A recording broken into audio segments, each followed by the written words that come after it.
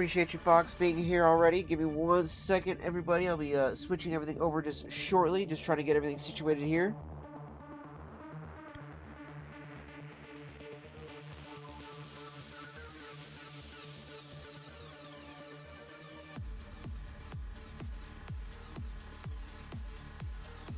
Okay. Switch screen over here. Sorry about the light, guys. The light's just gonna be the way it is because it's always whitewashing out on this fucking camera, I swear. I kept trying to go live on Kick as usual, and it just kept dropping the stream as soon as I went live. So we're just gonna stick it with YouTube and Rumble for right now. Tomorrow I'm gonna try to work harder on getting Kick to go to work. I don't know if I had to just stream to Kick specifically and then start up like the Rumble side of the streams. I'm not sure what's going on, but whenever I try to multi-stream to Kick, YouTube, and Rumble, all three, it just drops Kick. Only Kick. Not YouTube or Rumble, but just Kick. So, not exactly sure why.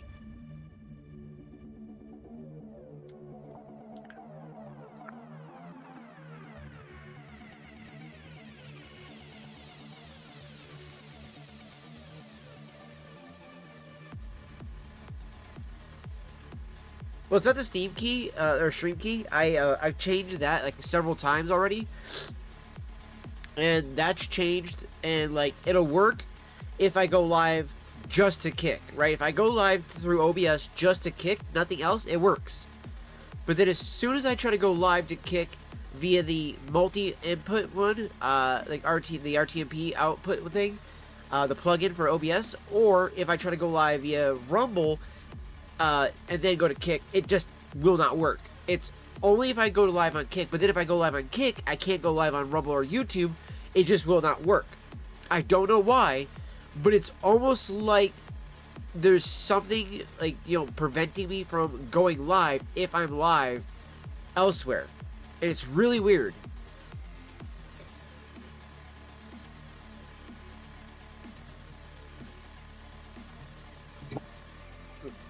Especially because it's prevented a lot of my Kick streams over the last several weeks now. So it has been really hard to deal with.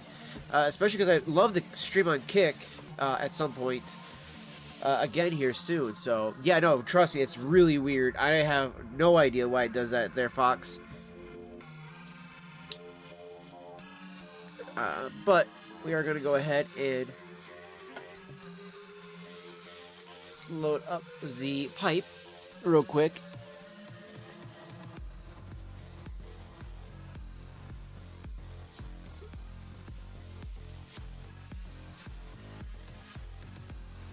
So even though, yes, we are going to be primarily smoking cigars on today's video, I did want to still load up my pipe, as I always like to.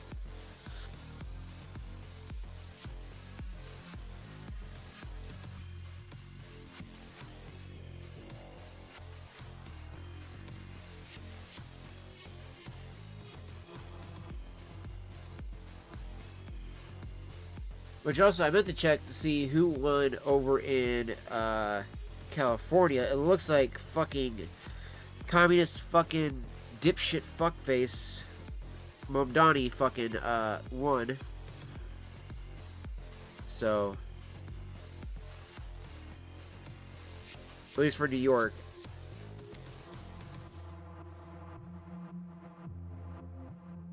I'm curious what California looks like.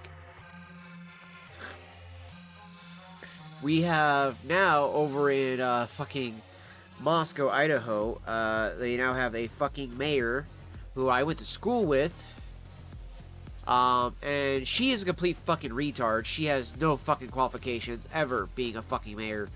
So we'll see that city now go to shit as well. It'll be just as bad as having fucking Momdani, but we got a female version of it now in fucking Idaho. I'm just very disappointed because, again, she's a complete fucking idiot, dude. She has no business running a city when she's only 30-something years old. Has never ran a business. She's never been a manager. And when she was, people fucking hated her, and she almost got fired for literally a breach of fucking, what is it, like a breach of like TOS, pretty much, like a terms of service, but it was the store's policy, a breach of policy, that's what it was. As far as I remember, she like fucking pretty much like verbally talked down to an employee in front of like not only customers but other employees as well, and made it really a fucking like horrible shit show for the employee being talked down to. And of course, due to her fucking mother and who she is around this area, she was not fired. So, you know, kind of fucking shitty that they allow shit like that to go on, and then they wonder why we fucking hate them around here. It's like, well, nepotism is not a good thing when you fucking let it be abused like that.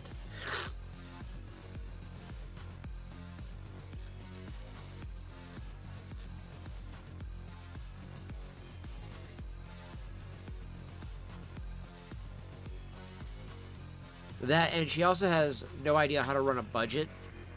When she was asked about that, she had no idea what they were talking about. Her big campaign thing was, vote for me, I'm pretty and young. Don't vote for the other guy, he's old and he's a guy. And I guess somehow that fucking worked.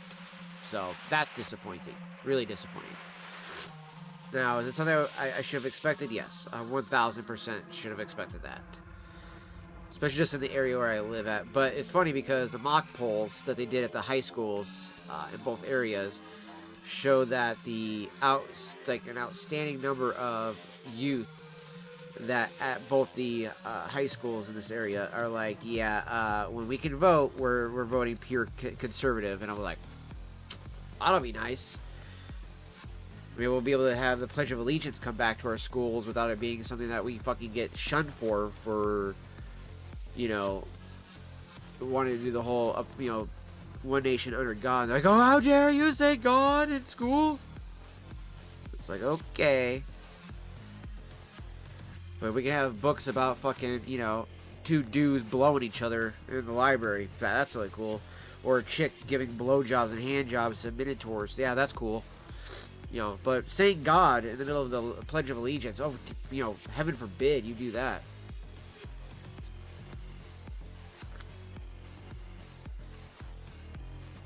Yeah, and it's funny too, because as a kid, you know, I think when you were told to do the Pledge of Allegiance, again, it was just like one of those things as a kid. I never understood why we did it, so I just didn't like doing it, because I was like, oh, I don't understand why we do this. You know.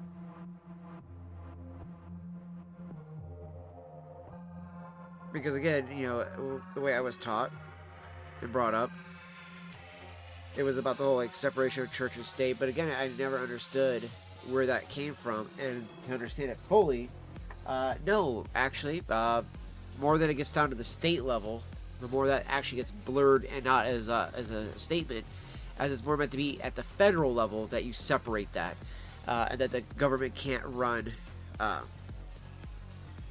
like, pretty much like sponsored, ordained type of stuff like that. That it all has to be like a freedom to choose. Because if you have the government, you know, put its hand in any of those types of things, then you're saying that the government tells you that you need to be, you know, Christian or this denomination of Christianity or whatever the case is. And not every person is going to agree with that, you know. Not every, even if they are Christians, not all Christians are the same, you know. Like, there are differences between a Catholic and a Protestant. So, and a Seventh-day Adventist and a, you know, an LDS or a Jehovah or all these other things like that, you know, Orthodox, so forth, so on. You know, there's just so many damn differences between all these things. Appreciate that, Madre. Appreciate that.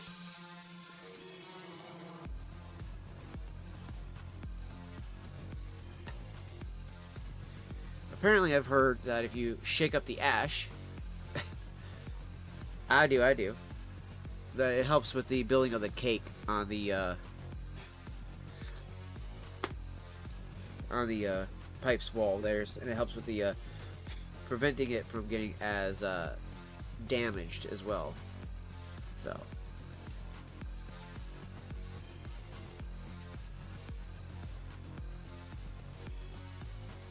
Do that to help build up the cake wall.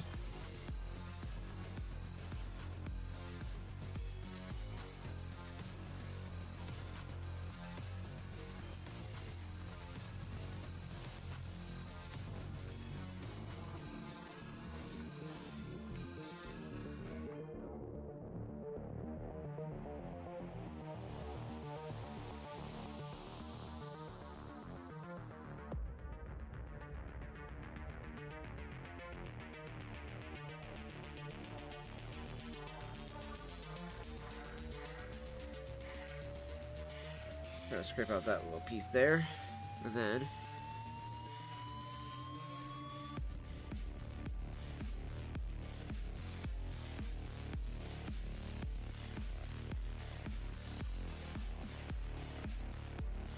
here we go.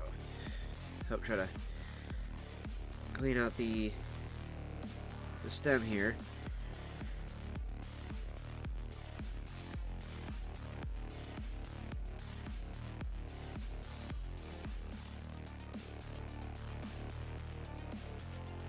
Go.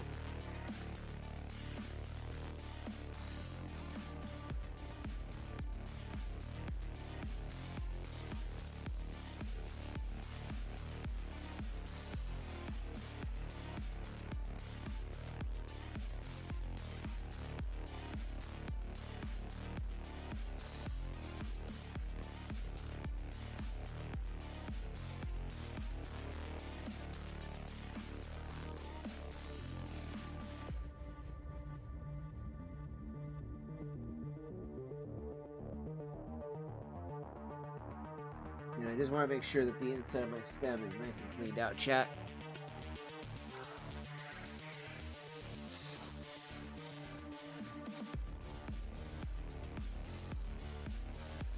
While I was at the Cigar Lounge, I also restocked up on some Haunted Bookshop by Cornell and Deal. So we got plenty of that in the mason jar now. Lots of beautiful English blend. If you guys haven't smoked any of this yet, I highly recommend the Haunted Bookshop by Cornell and Deal. I honestly, if you find any type of style of smoke that you like, aromatic, English, whatever the case is, I'm gonna tell you right now, if you haven't checked out Cornell and Deal, you're really missing out. They have some of the best blends I've actually smoked so far yet.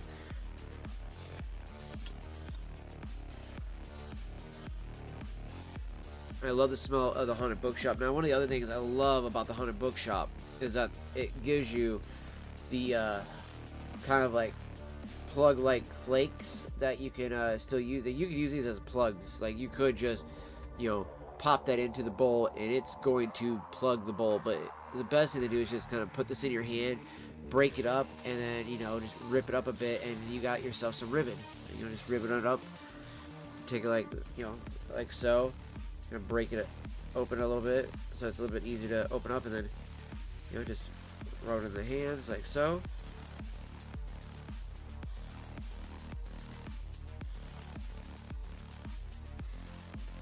And it helps open it up, break it open, and stuff like that. And then this way,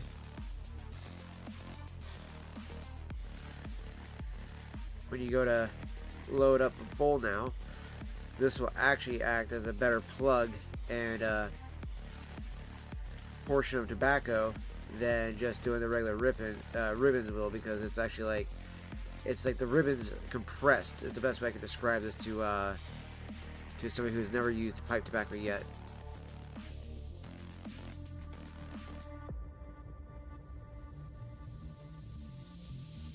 You know, and then once you get kind of already broken up some more, just do it a little bit more. Help really open it up some more. And you can do this on a tray too, so that way you don't end up losing anything and keeping everything. But now we've broken it all open, and now it's a perfect set of ribbon tobacco that we can take our briar right here, load it up into the German briar pipe right here. And just that little bit that I broke up actually does a good job of doing the base level of the bowl. So then I can go in here and take more of the little bits out and then use that instead of using more of these, as I like to call them, my jerky chunks. Because they do look a lot like a piece of beef jerky, in my opinion. Like this looks like a piece of beef jerky, right? So the Perique, Virginia, and Burley tobacco that's in this is absolutely amazing smelling too. I'm actually going to take this one as well. Do this to it.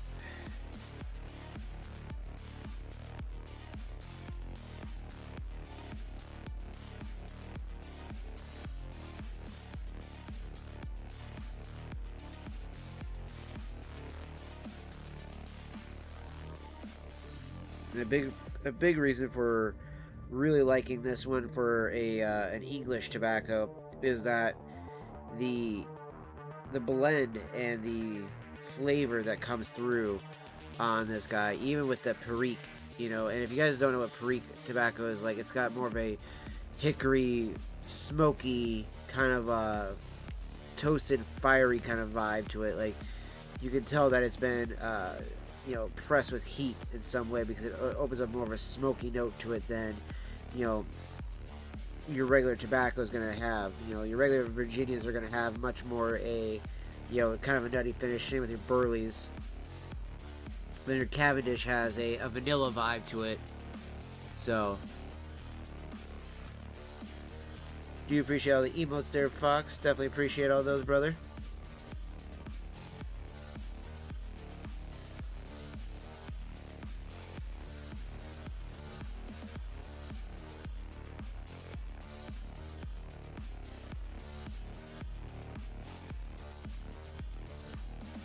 One more.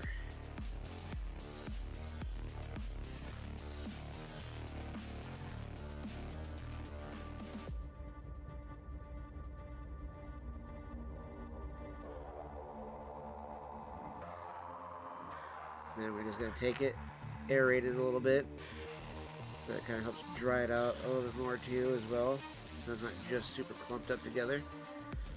Then, again, we got another nice little pile here, chat. Take this. I like to load it over either the lid or the jar. This way, if anything falls, it just goes either in the lid or back into the jar.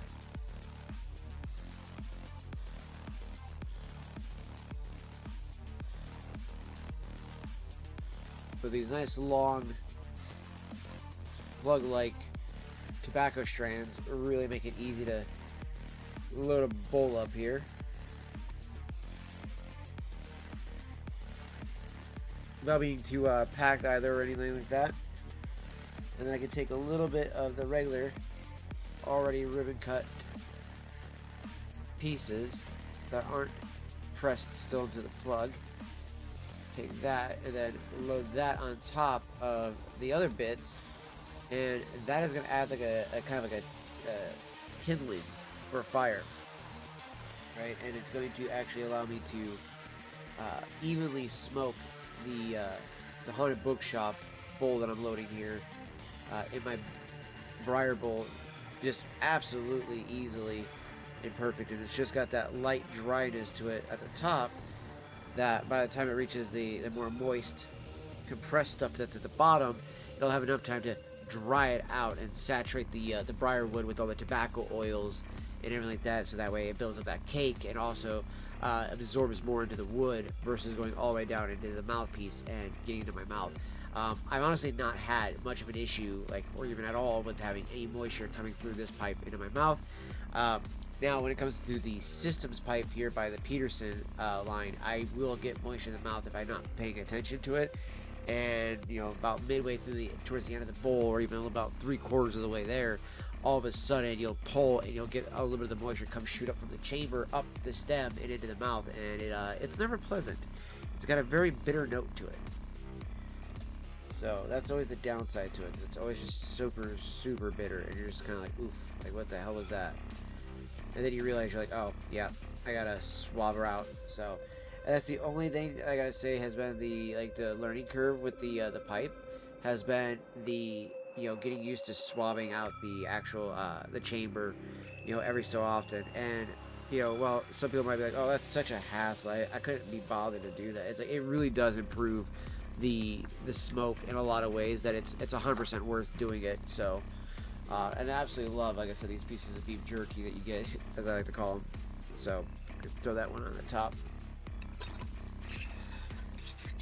And there's tons of chunks like that I can see all through here too, and I absolutely just love those pieces more. And again, that's one of the reasons why I love the Haunted Bookshop. It just has such a good smoke, a good vibe to it. It's very pleasant for an English blend, and on top of that, I'd actually argue that this is one of the few tobaccos that honestly has that, you know, that vibe of just pure bliss for an English blend. So very good smoke right here.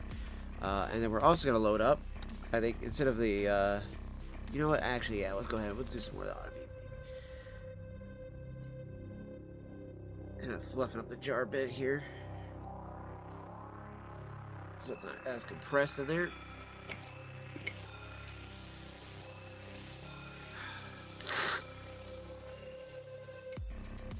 Absolutely love that maple smell. Alright, we're gonna load this one into the Peterson pipe.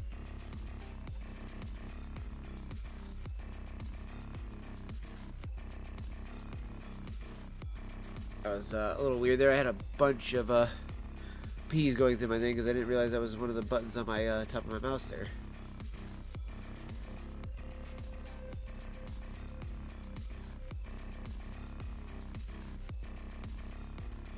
Now again, too, kind of doing the same thing here with the autumn evening into the Peterson. Now, the one thing about the Peterson pipe that you got to do a little bit different than all the other pipes is that when you got to give this a little press down, you actually got to give it a weird kind of angled press. So that way you're actually pressing it up against the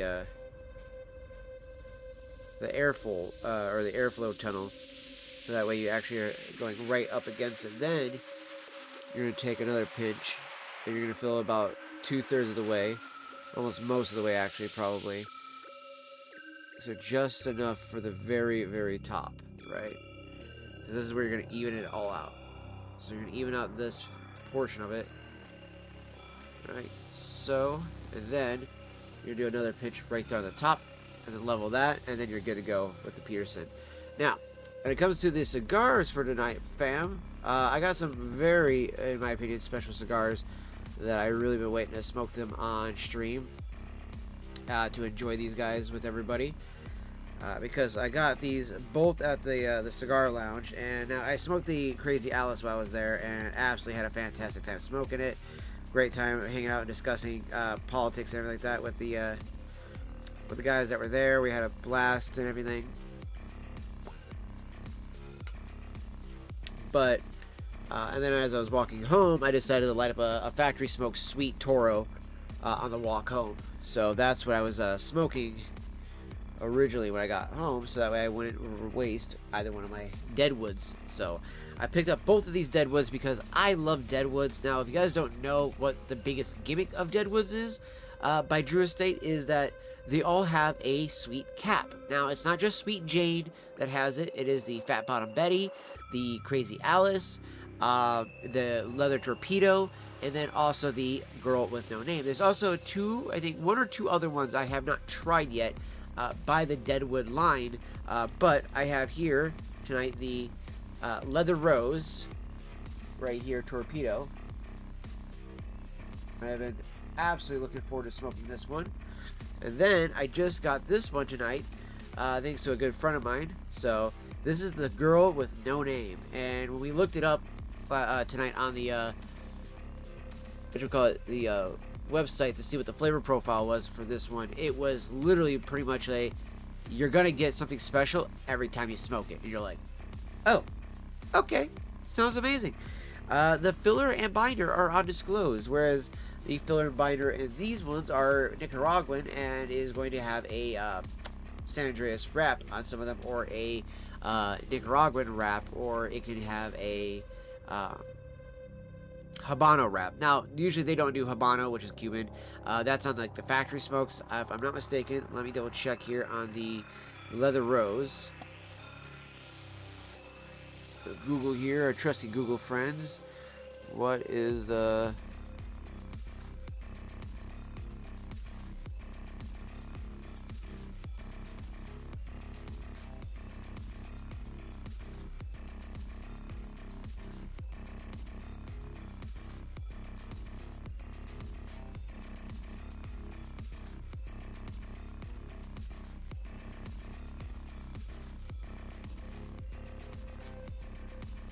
So, the Deadwood Leather Rose has a complex flavor profile that includes notes of leather, sweet spices, and earth throughout, with a rich, full-bodied smoke.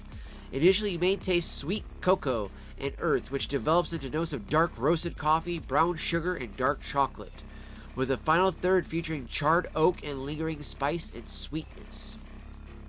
That sounds fucking epic. Flawless construction, love that. Wrapper, yes, Maduro. Almost all of these are going to be a Maduro wrapper. They're going to be the darker, sweeter wraps, which is why they use the caps at the end being sweeted. Dominant notes, leather, sweet, spice, earth. Body is full-bodied. Aroma is aromatic with hints of sweet incense. Specific flavors, notes by third. First third, sweet cocoa, rich earth, and subtle spice. Middle third, dark roasted coffee, leather, brown sugar, and sometimes hints of vanilla or nutmeg. Final third is peppery spice, charred oak, and a smooth, lingering sweetness. So, that sounds fan-fucking-tastic.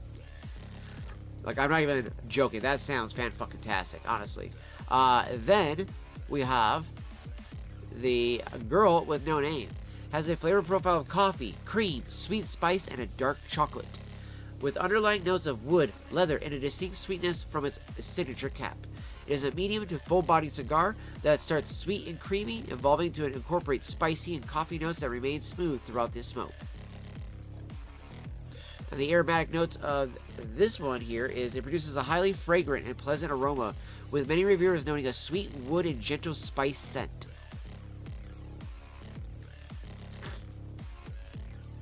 And I do believe these only come in the Lonsdale size, the 7x44. So this is the longest cigar that I've smoked yet, outside of maybe a Churchill. But a Churchill is going to be a lot thicker than one of these. So, definitely excited to check that one out. And like I said, the Leather Rose, definitely excited to check this one out too.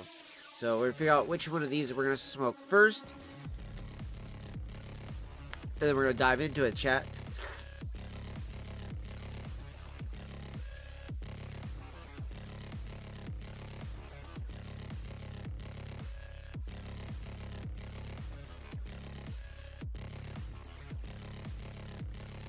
Oh, what, the descriptions of the cigars?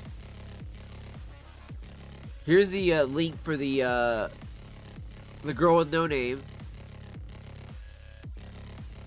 And then here is the link for the Leather Rose one as well. These are, like I said, two cigars I have not yet tried. Been wanting to try them.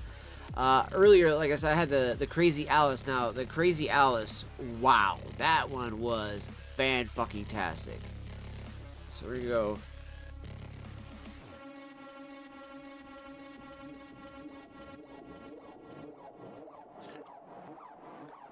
Crazy Alice Deadwood is a medium to full-body cigar with notes of chocolate, dark roast coffee, dried fruit, and earth. And I got Fig Newton. I literally got fig and chocolate is what I got mostly through that. With a little hints of earth throughout here and there. But it was mostly just, I would say, fig and dark chocolate throughout the entire thing with a very creamy, rich note to it.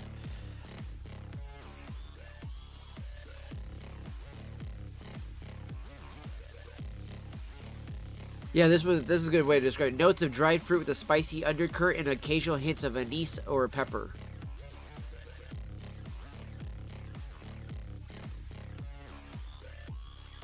The wrapper is a dark, oily Maduro wrapper contributes to the rich flavors.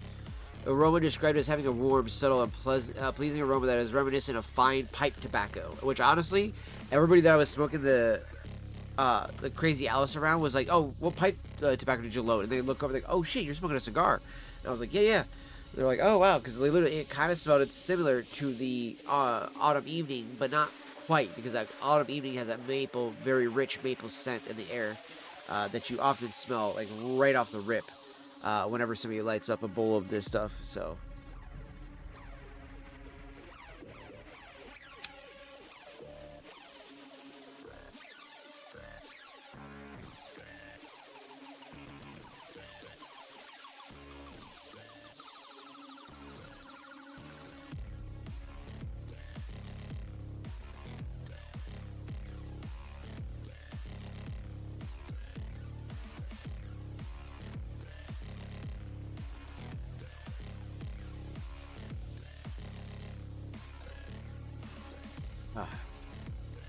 Such a good smoke.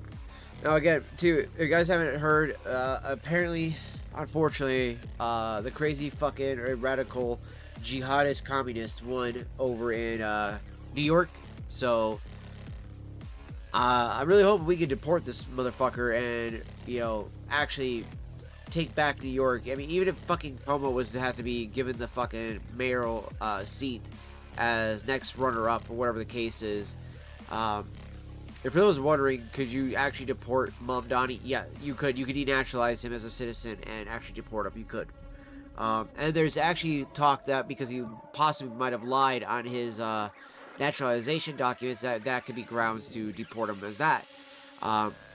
Which honestly, let's do it. Get rid of him. We don't need a fucking communist, jihadist fucking dictator running fucking New York, acting as if like that's somehow going to be the next caliph of the Muslim world, and they can go suck a fat cock, you know. I mean, they seem to love the gay community so much. I mean, why not join in and just start sucking some cock? Why not? I mean, you know, these guys aren't the ones that would throw you off of a roof, you know, in Palestine or anything like that. Why? No, not at all.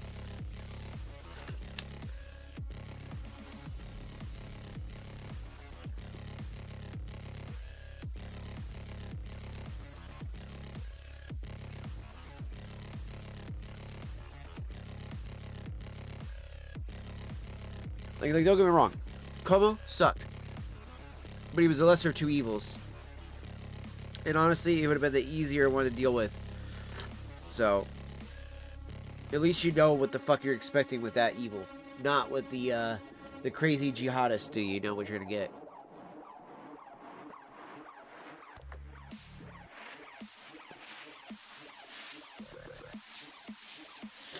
And I'm being honest with that one too, truly. I am being honest with that one, chat. Yep, you got 2 cups left. You guys got 2 cups left in the fridge.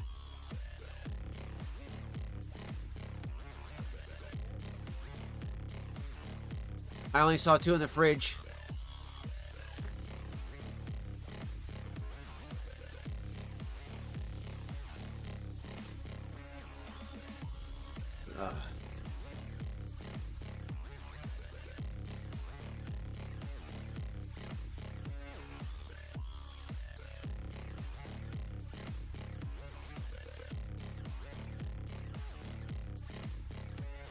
Always such a fantastic smoke with the autumn evening, chat.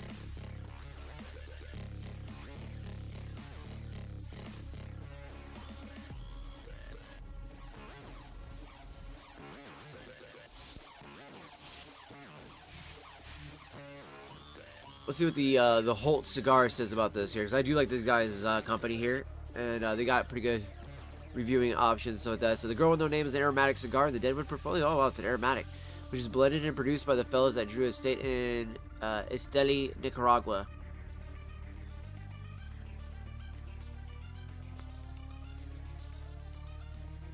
Mysterious smoke is packed with a proprietary blend of long filler tobaccos tucked under an oily San Andreas wrapper leaf. The Girl with No Name is handcrafted in a 7x44 Lonsdale. Sweet and creamy notes of marzipan, vanilla, bean, and oak layer the palate over a mellow foundation of cocoa powder, spice, and leather. If you're a fan of other Deadwood cigars like Fat Bottom Betty and Sweet Jane, and add the Girl with No Name to your rotation and savor a new, distinctively sweet profile from Drew Estate today. So this one says it's actually mild to medium on the strength. Okay, you know what? I think I'm more inclined to go with the way this is going off of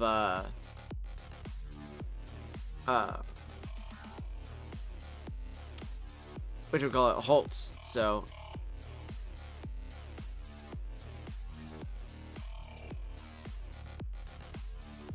This cigar was so good. I got a sweet chocolate and nutty flavor right off the bat, and this flavor carried through all the way to the end. The nuttiness and oak notes were so tasty, and I really like the flavor. The cap has actually got a sweet flavoring on it too. Yes, and it's naturally sweet, not artificially. And while I usually don't go for that, it was actually perfect on the stick and complemented the other flavors well. I definitely added this one to my humidor in the future. Definitely. And I've actually kept this one in my humidor for a little while now, so I've just busted it out of the humidor.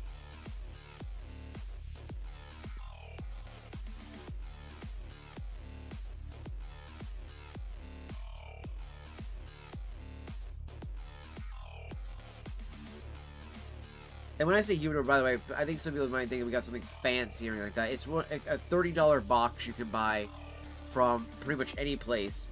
It was literally $30 for a, up to 80, it holds upwards of 80 cigars in the box for only 30 bucks, and it comes with the Bovita pack, everything like that. And the reason why I did that one is because I do plan to buy a couple bricks of the factory smoke for like 40 to 50 bucks, so that way I have, plenty of those just to smoke when I want to just, burn through some cigars and just smoke boredom smoking or whatever the case is.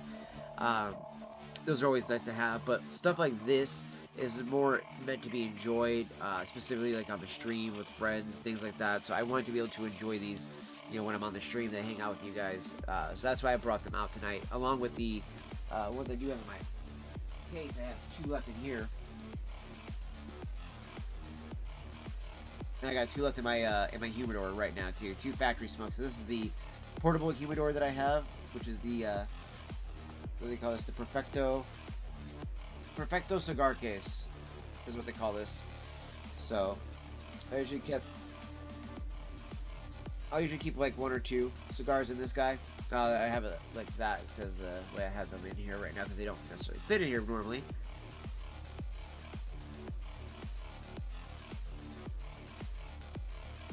A few of the other ones I've been buying do fit in here fairly well. Alright.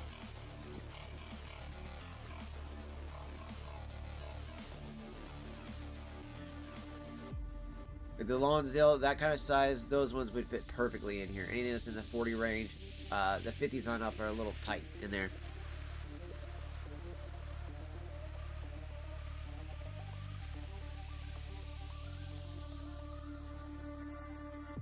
Because that will probably go with the Leather Rose first. I'm going to go ahead and put the Lonsdale Girl with No Name in here first, just so that way it can sit cozy up in there.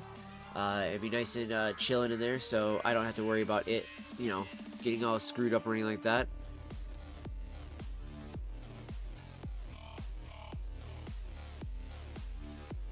Let's see here. I'm trying to see if Holtz has a review on this one as well. Oh, the Leather Rose one here.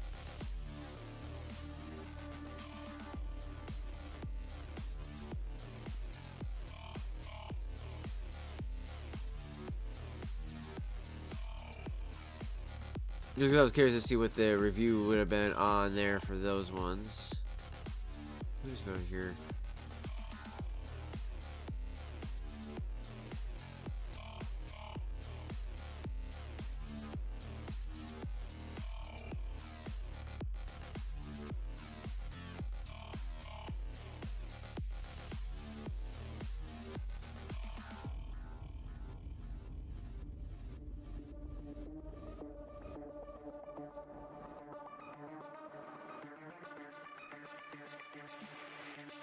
This is just a sweet Jane, though, that it's showing me. Oh, okay. There we go. Now I see where we got.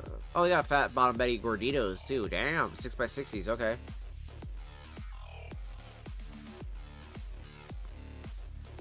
So in the Leather Rose, there is also a Leather Rose Petite Corona. But we have the Leather Rose Torpedo. So it's a 5x54.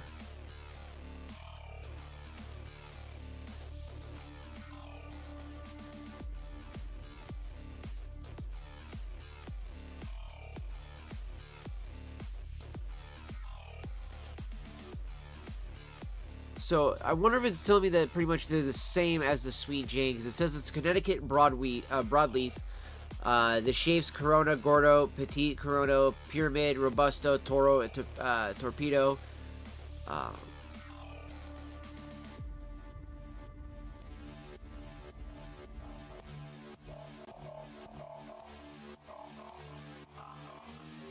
so you get a box of 24 for 212, or you can do 10, which is about roughly what I saw these guys going for at the store. It was about 10.75. Now they got Sweet Jane single just for 10 bucks. That's not bad.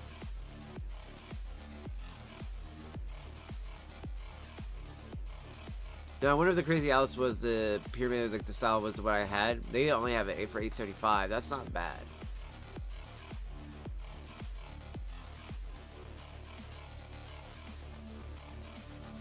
They got some samplers on here as well too.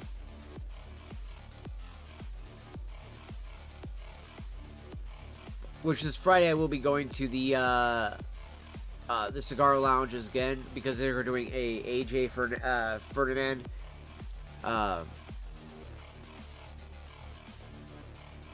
giveaway and whatnot, chat. So, or Ferdinand's, sorry, they're gonna be giving away some swag of his and stuff. So.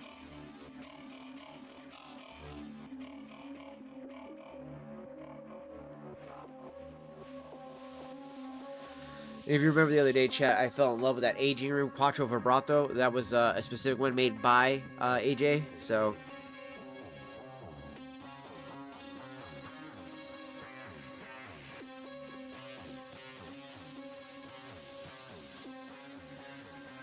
and he's a master roller too, who has worked for, if I'm not mistaken, a couple different companies. But I think he's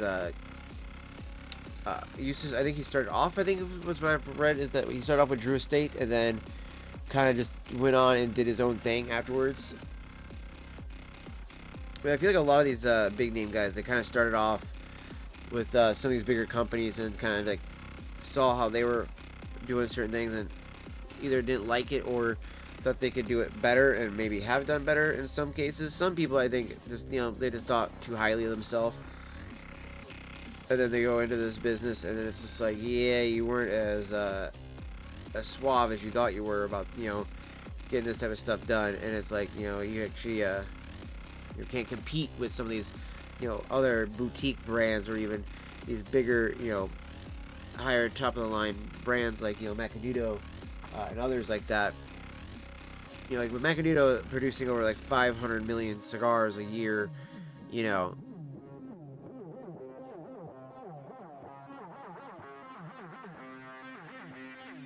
And some of the brands I've been really liking the most, like Foundation, only do like 2 to 4 million a year. They're more a boutique brand, though. I mean, we could go look up right now. Let's see here.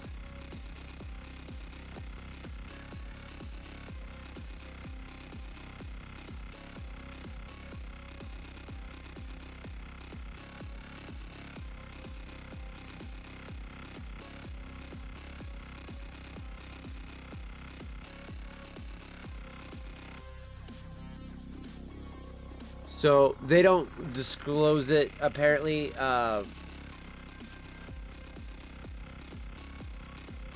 the total number of U.S. premium cigar imports are, in 2023 was 467 million units.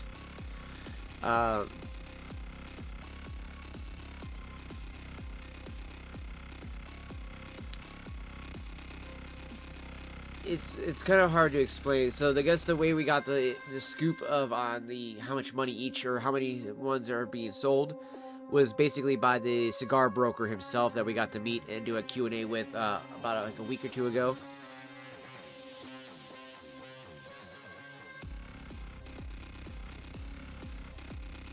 And Mike was just such a wealth of knowledge when it came to asking about all this stuff too. Lots of great questions were asked and answered while we were there.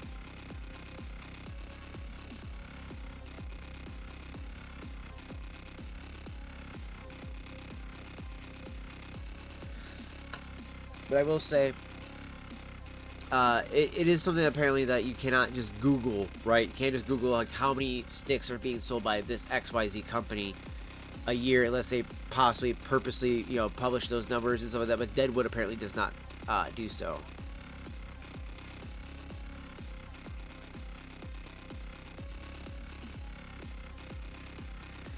Being that Deadwood is a really big brand, though, I would assume that they sell probably a couple 100 million at least a year.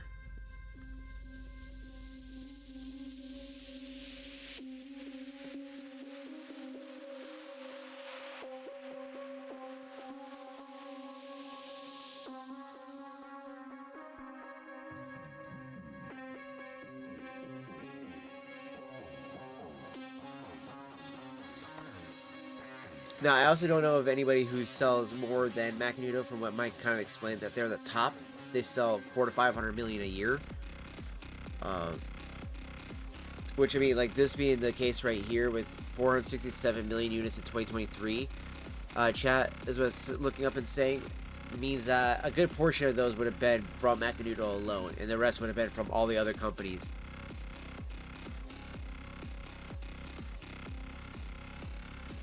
I would assume too that at that point there would have been around like 200 million probably sold, and a lot of the other ones being from the other cigar brands as well.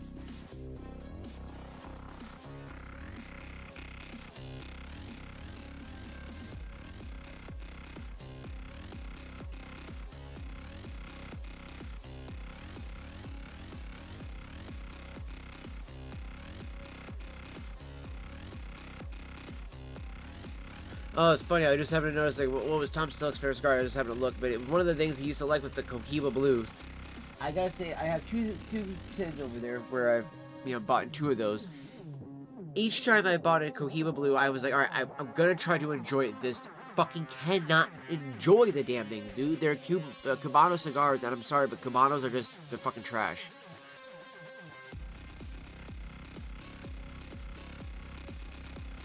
It says that he has a collection of pre-casual Cuban cigars. Those would most likely be much, much better. Monte Cristos are good too, by the way. Those I do like as well.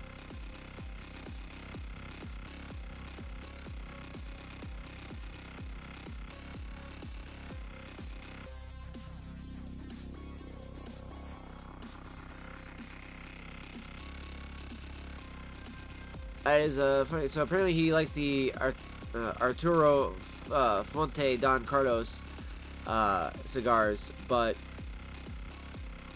I've never really seen many of those. What is Matthew McConaughey's favorite cigar? Let's see, what does he say? Wow, so he prefers a fucking Cubanism. Why do so many of these people like Cubans? They are trash, right? But he likes the Romeo and Juliet, a wide Churchill.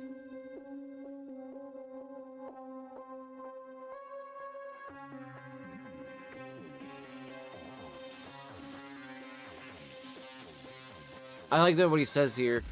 There's a ritual about smoking a cigar that slows my clock down. McConaughey 454 told cigar aficionado. And honestly, though, it's just like pipe smoking, though.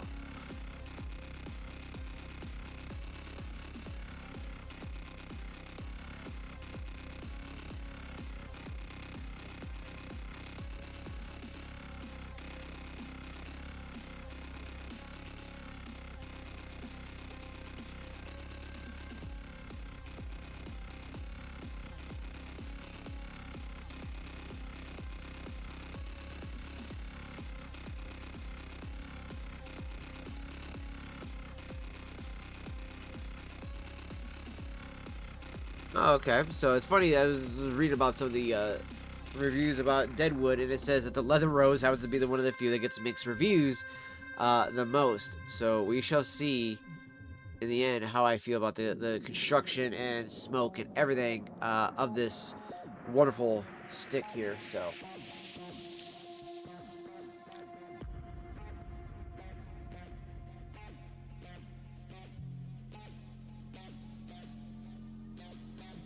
again, we got the Cornell and Deal Autumn Evening right here, chat, out of my jar. So I got some of the Autumn Evening in here. And again, if you guys haven't checked out any of that yet, definitely recommend that one highly. And again, for anybody who hasn't, done any pipe smoking, cigar smoking, again, I'm not advocating for you to go out, start up and start puffing away right now. But if you're somebody who is, you're 21, you're older, whatever the case is, and you want to start maybe dabbling in some of this stuff, the things that I'm just doing are making recommendations about what I myself would personally smoke and choose to ingest myself. and not a way of being like, oh yes, you should buy this, I'm sponsored by these guys, and blah blah blah. None of this is sponsored, none of this is promoted, none of this is a way of me being paid by somebody to do any of this stuff. I am legitimately doing this because I want to kind of to elaborate more about the hobby that is, you know, pipe and cigar smoking.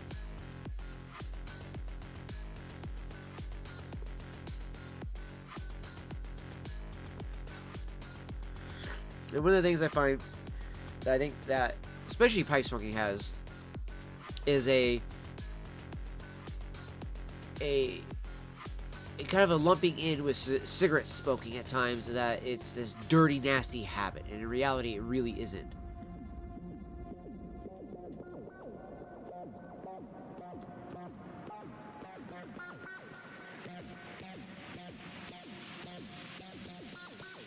And I would argue that cigarettes are really only dirty if you buy pre-packs. You know, things made like, you know, like Marlboros, Camels, Winstons, you know, they call it Pall Mall. I call them Pall Malls. That's what we used to always fucking call them. I don't know why the fuck people call them Pall Mall. That's such a weird fucking name. Or Pall Mall, whatever the fuck they want to call it. Whatever the fuck they want to call those damn things, you know, whatever it is.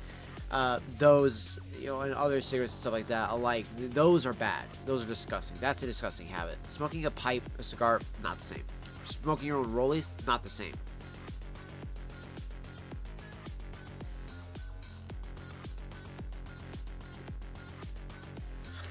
Again, people are going to have a very weird and warped perception of it, especially, I think, when it comes to pipe smoking, right?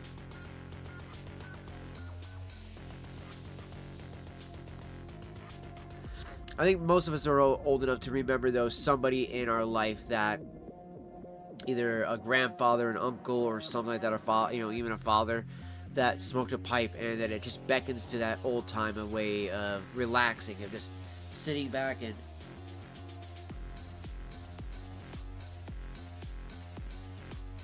maybe a cup of coffee, maybe a pint, watching a movie, watching a show, reading a book, having a conversation with your friends, or having a nice little jaunt through the yard, and up maybe on a hiking trail or something like that.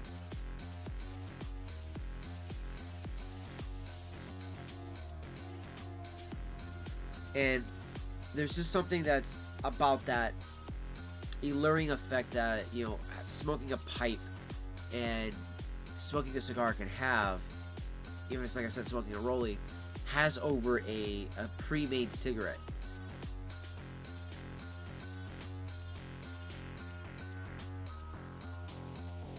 You know, I often make the comment that if I was to smoke a cigarette back to back, normally inhale it, everything like that, I would throw up by the first one, if not definitely by the second one. As soon as I lit that up, I'd be like, why the fuck did I light up a second one? It's disgusting. Whereas pipe smoking, I have gone back to back to back to back to back, pipe-o, pipe-o, pipe-o, pipe-o, and just not feel sick, not feel nauseous, not feel like, oh, jittery or anything like that. Just feel relaxed, mellow, like, life is good, life is good.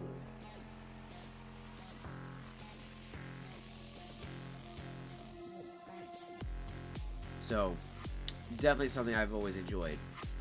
It's just the simple relaxation that you can get from the small things in life.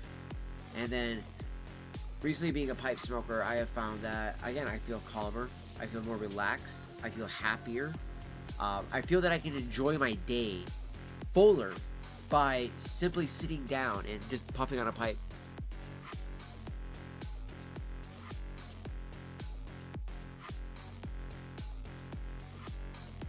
As dumb as that might sound to some of you, it is a very joyful and relaxing experience.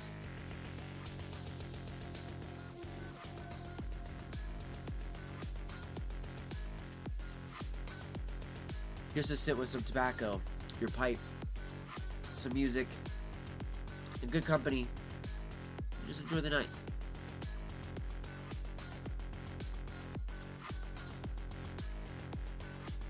That's what I was doing while I was at the Cigar Lounge tonight.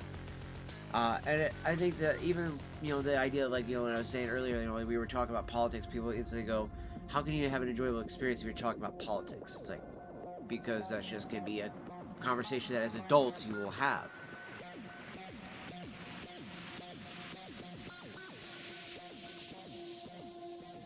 You know, and even with those that had differing of opinions, nobody was like, oh my gosh, you can't believe in that because I believe this. None of that. It was that, oh, you believe in that? Oh, okay, good. Why do you believe in that? Oh, all right. Well, this is what I believe in. Oh, okay, cool. Nobody's there getting at each other's throats or anything like that because, again, at the end of the day, we can all be men and we can be adults.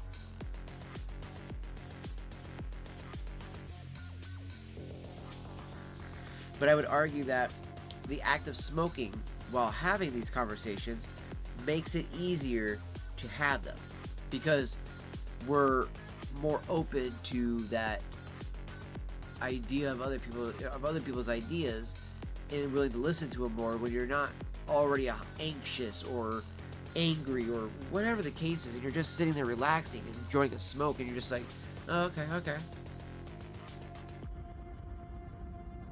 Oh, okay. All right. Yeah. True. Just doing something like that, right? You just enjoy the conversation. You're not sitting there like, how dare you? How can you believe it? Such a thing. You're just like, oh, okay, cool. All right. It's not my thing, but I can see why you do that.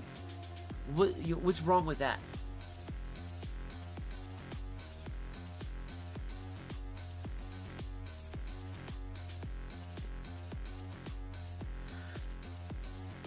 But granted, none of them were really Democratic so much. There were some that were conservative and some that were Republican. So that was the funnier thing too.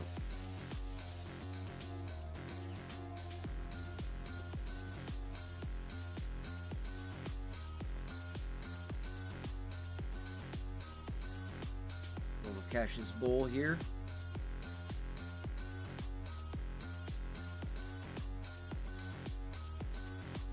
Then once we do, I'll start up the leather rose there, chat.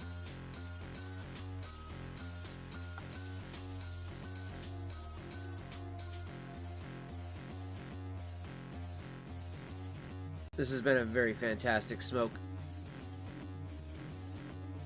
It's finally time to swab out the stem and chamber.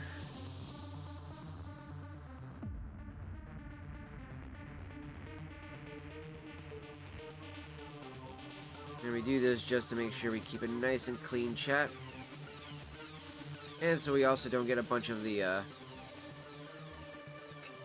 tobacco oil and everything like that in the mouth. Another Q-tip.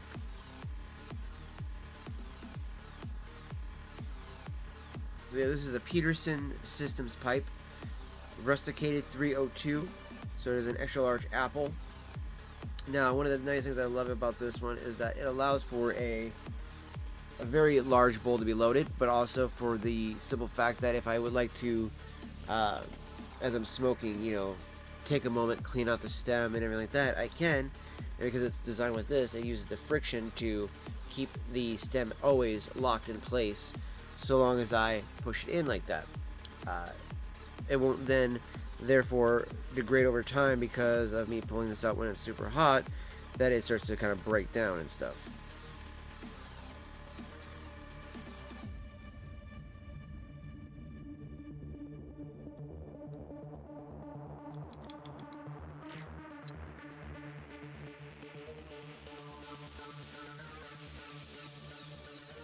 Oh, a little burning of the hand there for a second.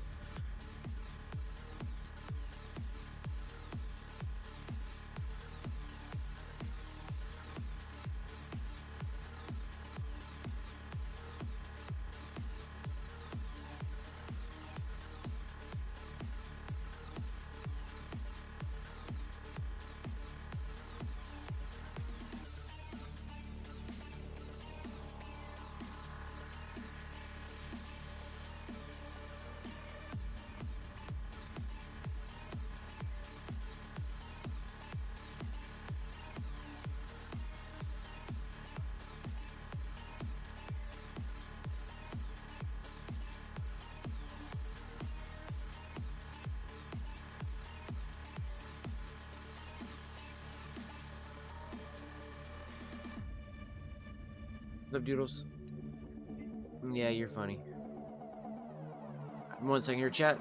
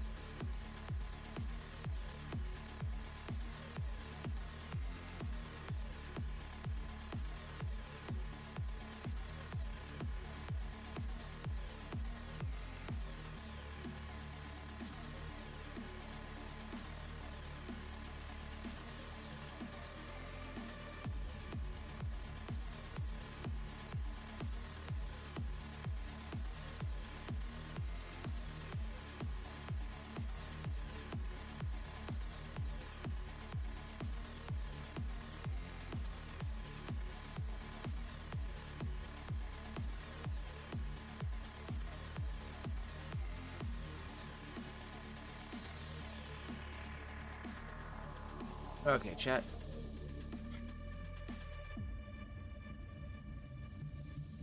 Alright, he's back. He's back. Alright, now that we got that going there, I'm gonna let that cool off a little bit. Definitely have an actual, it looks like a layer of cake actually building up to, and I can feel it actually, you know, retaining that heat better too inside the bowl, a lot better than it was. I think that when I first got it, because they always do that like pre-coating, there's a little light paper thin coating of caking, of carbon caking inside the thing, but it never protects the bowl as well as it should. And I've never done the thing of putting honey on the inside. I've heard a lot of people say, you know, do a little light coating of honey to, you know, put it on your finger, wrap, you know, roll around inside the bowl, and then let it kind of dry. Then put your bowl in there, smoke it, and let that honey crystallize and sugar coating the bowl there, as the tobacco oils do the same thing. So it helps build the caking of the walls a little bit faster, a little bit easier. I just have heard a lot of people say that that can also lead, though, to later a lot of gunking and building up later on in the stem. And again, being that this is a Peterson Systems pipe, I want to take as best care of that as possible. If I really end up wanting to do something crazy like that, I might end up just trying it in my my apple briar pipe that I have here. That definitely needs a little bit better coating towards the bottom, because I can start to see some of the briar a little bit there. So probably do the same thing. Fill it up, shake up the ash, give it a good coating, and after a few bowls, it'll probably work just fine. But I do like this apple briar pipe. Don't get me wrong; it is a nice one. It fits nicely in the mouth. But honestly, though, I don't think anything compares though to the German briar pipe that I have here. So this guy has been the absolute just magnifique of starter pipes, honestly. Then we got some of the Haunted Bookshop loaded in there already, so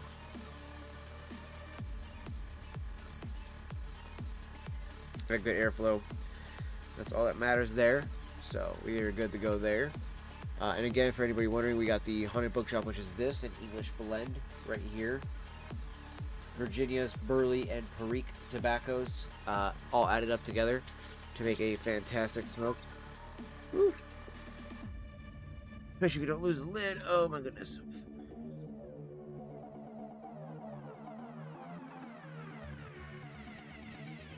And as I was talking about earlier, chat, too, the flakes that you get there, the big cuts of ribbon like this, are just absolutely amazing. I always like to say, call those my beef jerkies. Of this here, just because of the way it looks and the way you break them apart there too, chat. But honestly, my favorite part about this is just that the smell and the taste of it is just absolutely divine. The family always says it has a raisin smell to it. I do kind of see where they can kind of get that from. But to me, it has this really nice nutty finish to it. Yes, commence the jokes. Make all the jokes you want about me liking nuts. I get it. Ha ha ha. It's super fun. But I will be honest, though, it is actually a really good smoke. Like, entirely a very good smoke.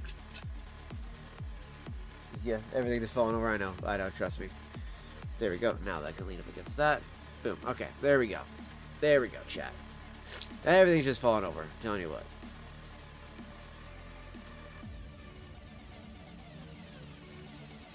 Okay, Steam is, or Kick is telling me, okay, that's what I thought. Kick was telling me there for a second we were live, and I was like, I don't think we are. Let me refresh my page here. Yeah, no, Kick never reconnected to it or anything like that, so it was really weird that I was showing like that, chat. Okay. I just wanted to make sure. Alright, so we're going to start off this leather rose here.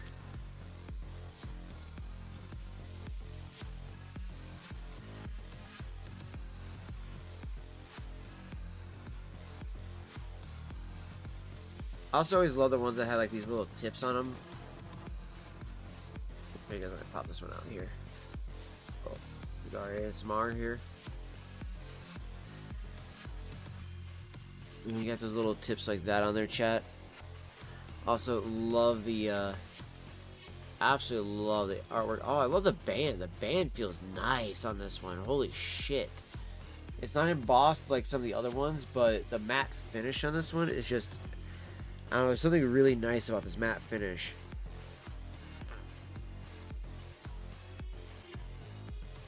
It's such a good smell to it too, chat. Absolutely divine smell on this.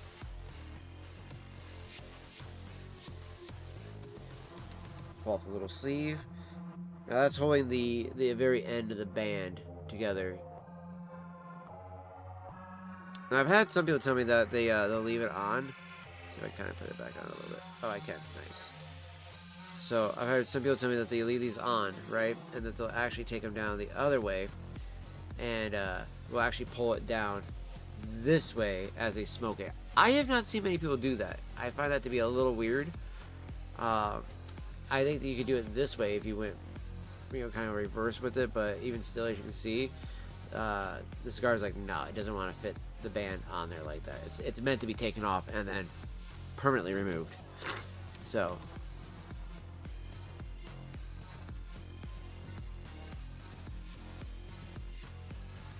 it's interesting. There's little pockets right here, like little 3 little claw marks right there at the end of it.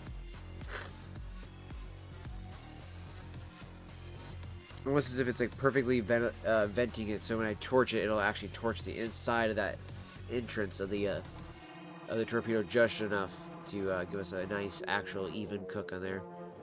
Now on the cutting, they always say less is more on these, but on this case, I think I'm gonna go about right about there.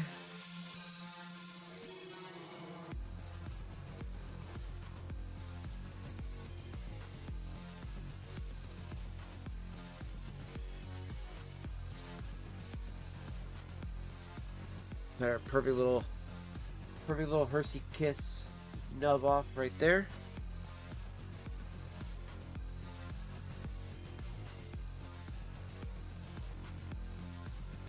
Even that very end is still sweetened. I was curious if they even sweetened the end on those. Yep. Even the end on that is sweetened.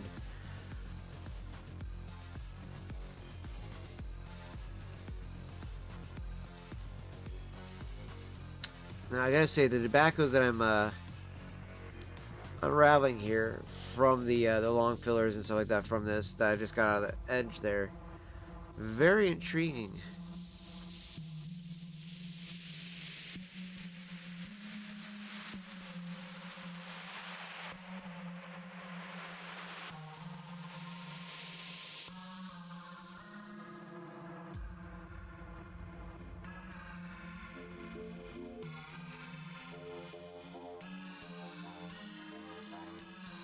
Okay. Oh gosh. Wow. That's got a great taste already. Just a dry pull on it. And it feels nice in the hand too. Right? I know a lot of people have made fun of the pointed ends on these. The torpedoes, I gotta say, I like because they remind me of the cartoons a little bit. Though, like, cartoons would be like a double torpedo. You'd have to cut that end and cut that end. And then smoke it, obviously. But in this case, there's only one end you gotta cut. Which is, like I said, the Crazy Alice was like that as well, with that fine point, but then it also had kind of like a pigtail at the end of it, which was kind of weird. But once you snipped it off at the about right where I did on this one, it smoked perfectly evenly all the way through. Like, never once did I have the little like chimney or like the point, pyramid of an ash. It was perfectly level the entire way down, and it was like, that is when not only have you smoked the cigar perfectly, but it was also wrapped perfectly so that you got an even burn for all the filler, binder, and the wrapper all together at once. You get all that flavor in the way it's meant to be intaked. So, and of course we got our quad torch right here from the refuge. So we got that bad boy. My wrapper over there. That's gonna go with the other one right there. And the other reason why I do love this torch too, got that beautiful cigar holder right there. So real quick, while I go use the bathroom really fast, chat, I will have it sitting there for a second. I'll be right back, guys.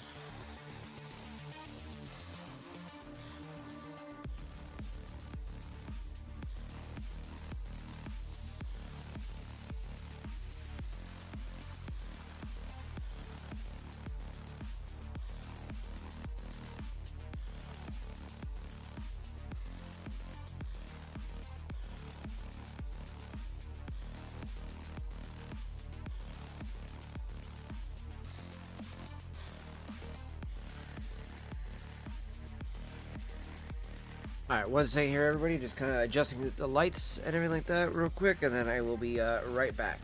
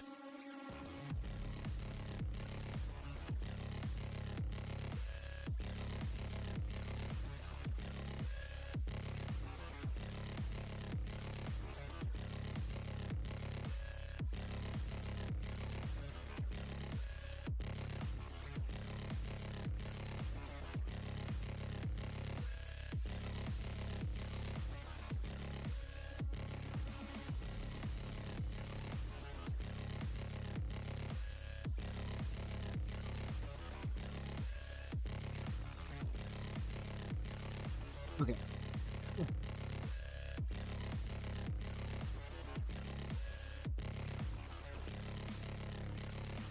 As good as it's gonna get.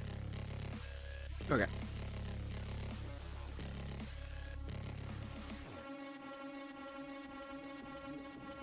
Turn off this bad boy.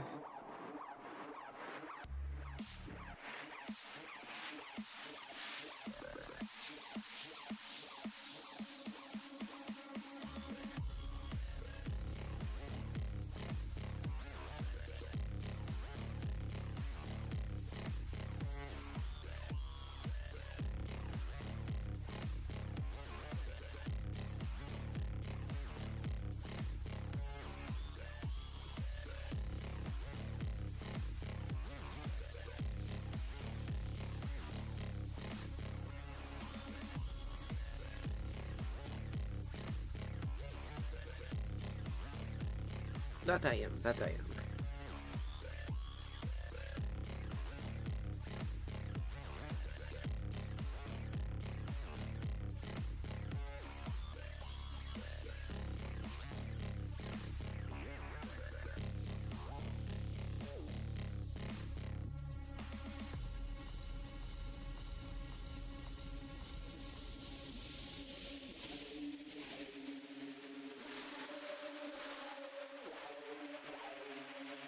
Ooh. Okay. I see where people say the cocoa. And what was it? Cocoa and what first? Big find this.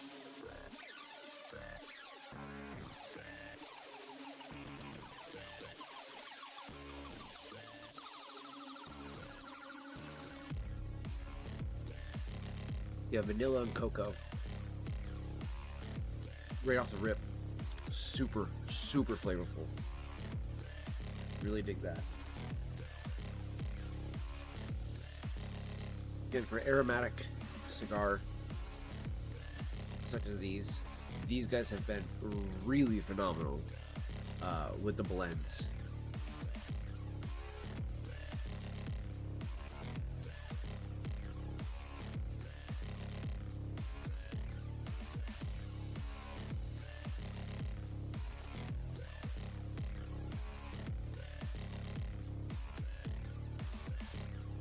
I gotta say, it's got a very nice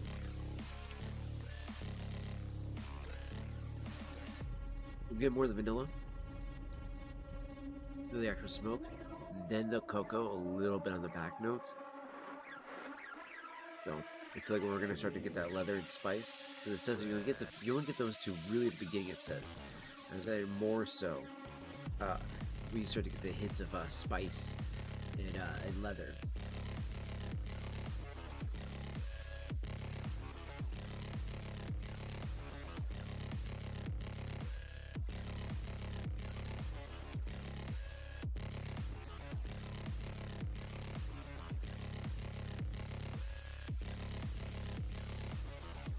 I'm going to kind of do a little bit of a twirl there with this as I'm drawing, because I've noticed the wrapper is is kind of coming off where I cut, and I didn't cut too low. We're beyond the second line, but I think it's just because, and this is the one that has the mixed reviews, so it could be because people don't like how the wrap is towards the end on the cap, or they might not like the flavor on this one. I do find this to be, oddly enough, at least at the start, a bit sweeter than the Sweet Jane. Now that might sound a little weird, but I think there's a reason for that. And I think it's to do with the type of wrapper on this one.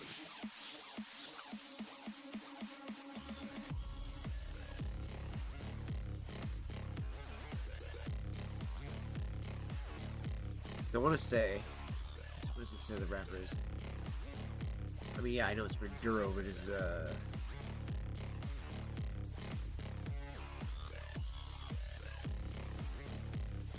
I think it's Connecticut broadleaf is what this is.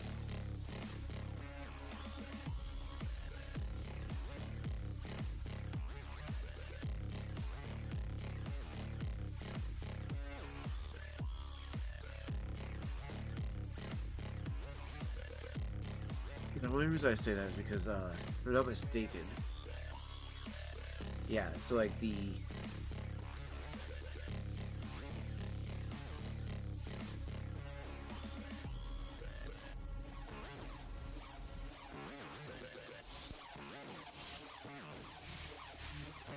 problem with that being the way it is shaped, it's really hard to get a good clasp onto it without feeling like I'm gonna bite through the cigar. But the Girl with No Name that we have here as well, this one is a San Andreas wrapper, which I've actually never smoked a Mexican wrapper. So that's another reason why I'm excited to check this one out. Stuff on only one side too.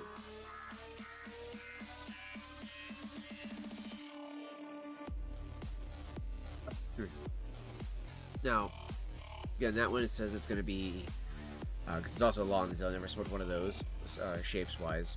This is a 7x44. And it's supposed to be a lot like the Fat Bottom Betty and the Sweet Jade, so I'm really curious how that one will be. Now, when I look up for the Leather Rose, at least like on the Holtz, I'm not finding the specific one like this, the Leather Rose. I see Sweet Jade, I have to go to the other one. Was it the Dominicana? And then it just says Deadwood by Drew Estate. And then the Dominicana. I want to say these are Dominican ones. Let me see here.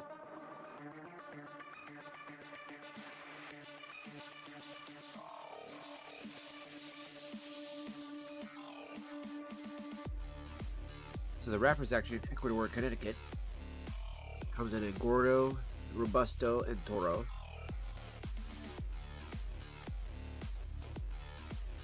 Okay. Yeah, see, that one they're just called Drew Estate. They do have Holt factory specials. Ooh, that sounds cool. So, price on these are like really cheap.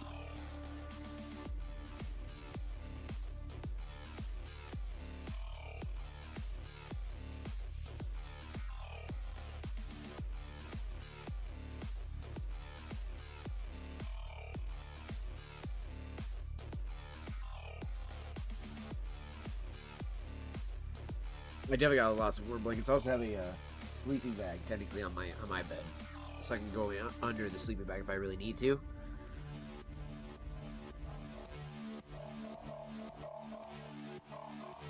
It says here, Holt's factory specials deliver impeccable flavor, consistent quality, and undeniable satisfaction. Seasoned cigar enthusiasts and everyday value fanatics agree Holt's factory specials are unsurpassed when it comes to impressive taste and an unbeatable price. Choose from a delicious variety of premium natural Maduro sun-grown wrappers patiently handcrafted in Nicaragua over long filler tobaccos from Dominican Republic, Honduras, and Nicaragua. Savor a range of medium-body tasting notes that include white pepper, toasted nuts, coffee beans, and balanced spices.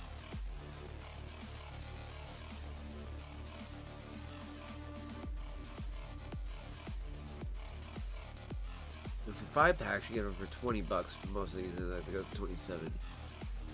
Natural torpedoes.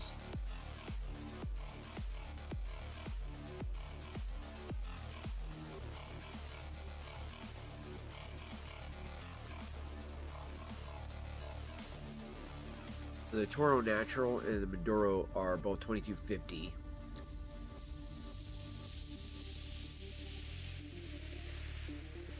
The Toro Sun, same with the Toro Sun grown.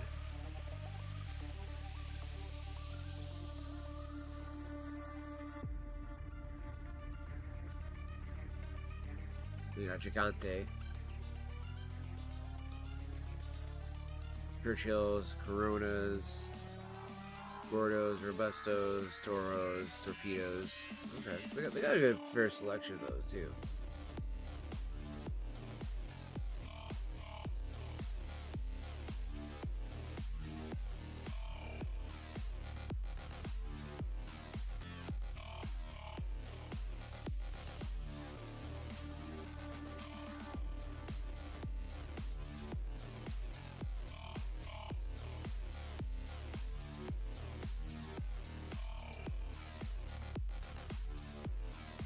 It's crazy too. A lot of the people who were buying the uh, box of 100, some of the prices go from like 380, 320 to $400 for some of these box of 100s. I guess it's not bad if you really think about it though. Box of 100 cigars.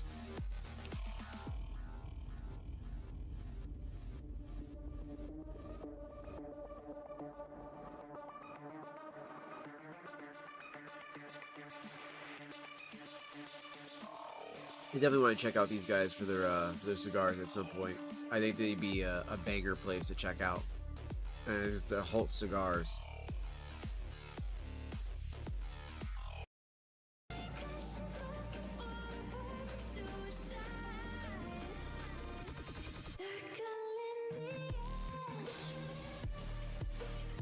gotta say, this leather rose has been very pleasant to smoke.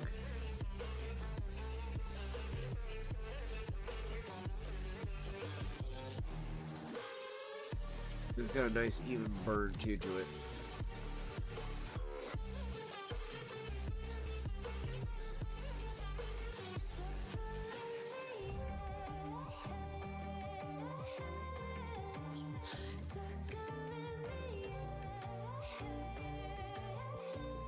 Be right back to chat.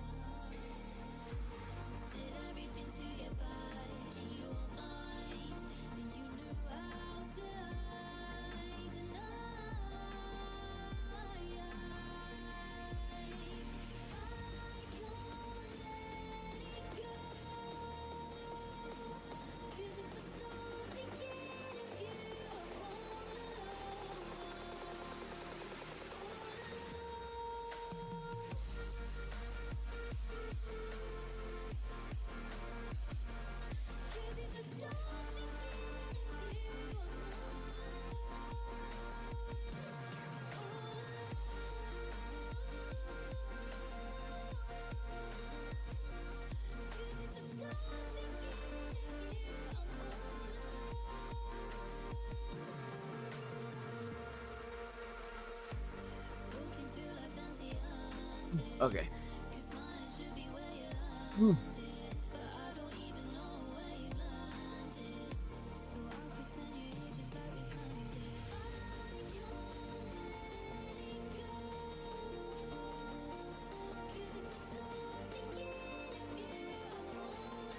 Definitely really like that leather rose. That was good. That was definitely a good pickup as well on these ones. Definitely curious how the girl with no name will smoke though. This one I'm really, really excited to try out because it's all like all mysterious and shit. So that'll be definitely be a fun one to smoke. And now, so yeah, it's crazy to see what's gone on with a lot of these elections too. Like I said, I wanted to pull up here.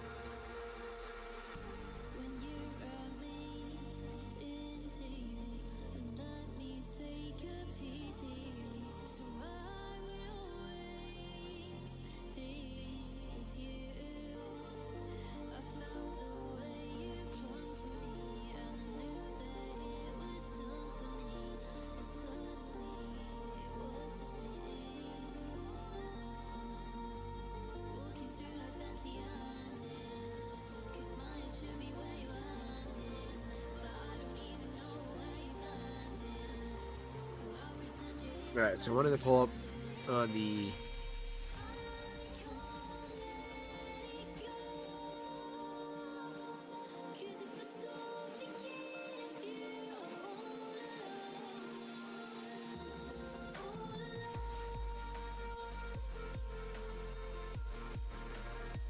Okay, so the approved Proposition 50, it looks like that got passed over in California.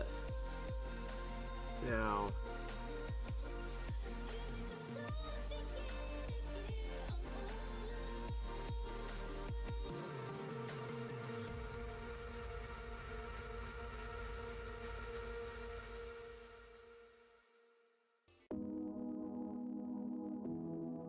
I thought California was also re-electing electing its governor, all that stuff like again.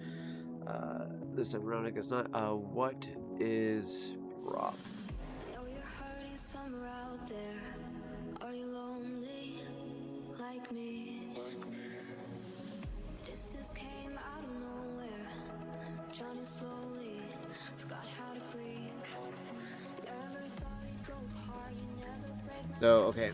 So the Prop 50 thing is California voters will decide if the state should toss its current congressional district map drawn by the state's independent commission and replace it with a new one that was quickly drawn by Democrats. The measure is now known as Proposition 50, or Prop 50 for short. It's the only question in the special statewide election this year. Wow. What the fuck?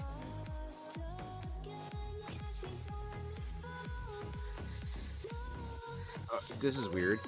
The measure, California's Democratic leaders, including Governor Gavin Newsom, have said this is an emergency response to President Donald Trump in Texas. What the fuck? How so? What am I missing here on this? Like, at least on the Texas part, I get it on the Donald Trump part.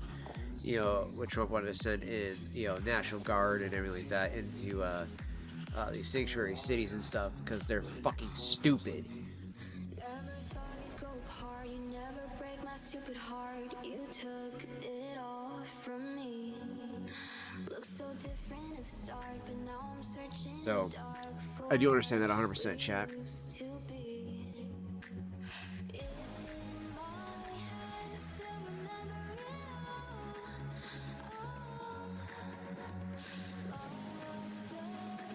it all. Okay, this seems like a really dumb. And this was the main and only thing that they wanted to vote on too right now. Little fucking weird, don't you think?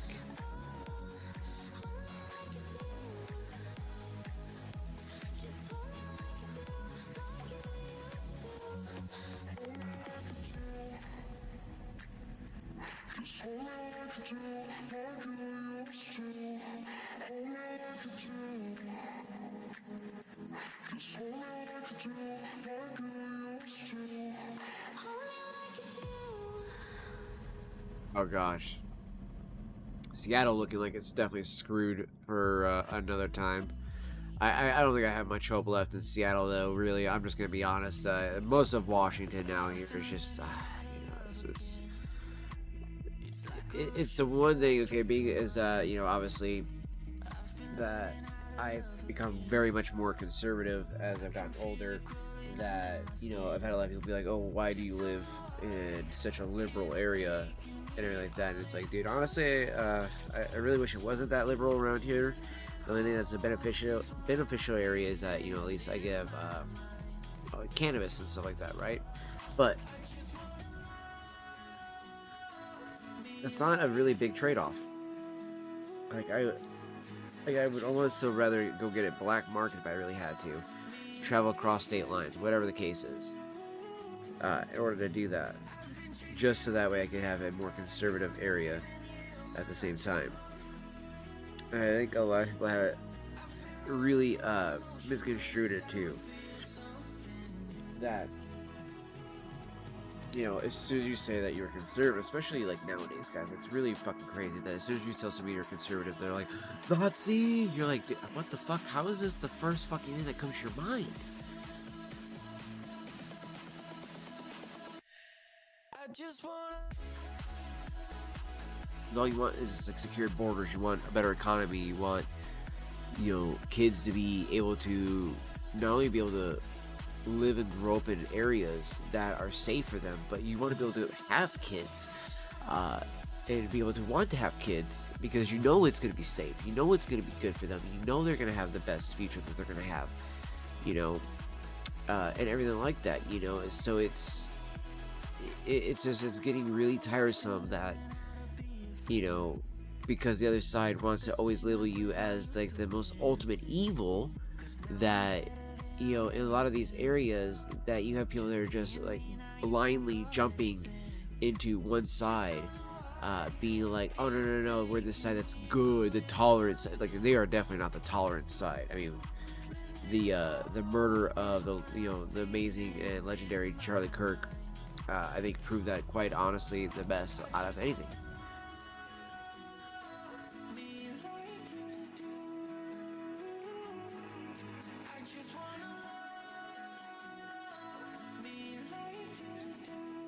You know, as a legend, Nux says all the time, you know, they shot the messenger. You know, the only one that was willing to have the conversation, the one that was willing to talk to everybody, the one that was willing to sit with you and actually, you know, have a conversation with you, and, you know, even if he disagreed with you, he'd pray for you, all these things like that. For the most part, you know, as long as you weren't also somebody like Nick Fuentes. Well, I mean, that's another thing that's really heartbreaking. Why the fuck is Nick Fuentes so popular right now? Like, the dude, you know, he's literally the, you know, the gay Mexican Hitler, as Nux calls him, and you know, it's a very apt, astute observation of the one's character. At least that's what I would say. You know, all these gripers and all this other shit like that, they're really fucking cringe, dude.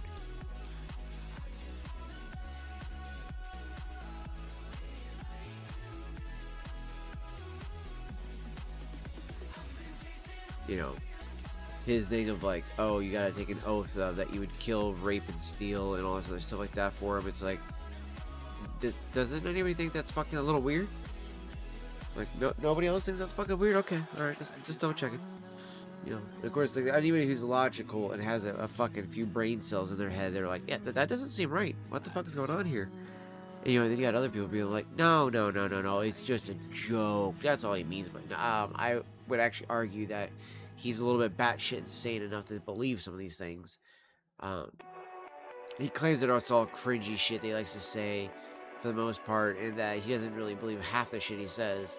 But I like Nux, I disagree with that. I think he wholeheartedly believes everything that he says, because a lot of times he says it with conviction. But then, you know, a big thing though too is that, like, he will tend to, you know, because he doesn't really like flip flop necessarily like on his sayings. He'll just be like, you know,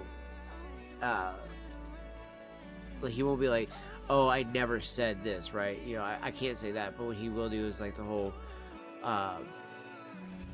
when Charlie Kirk, you know, was assassinated, he fucking then tries to act all like, oh, you know, we need to do this, we need to be, you know, more appropriate about that. It's like, okay, bro, but you, like a week beforehand, were, you know, literally like, he can't call himself a Christian anymore, and blah blah blah blah blah.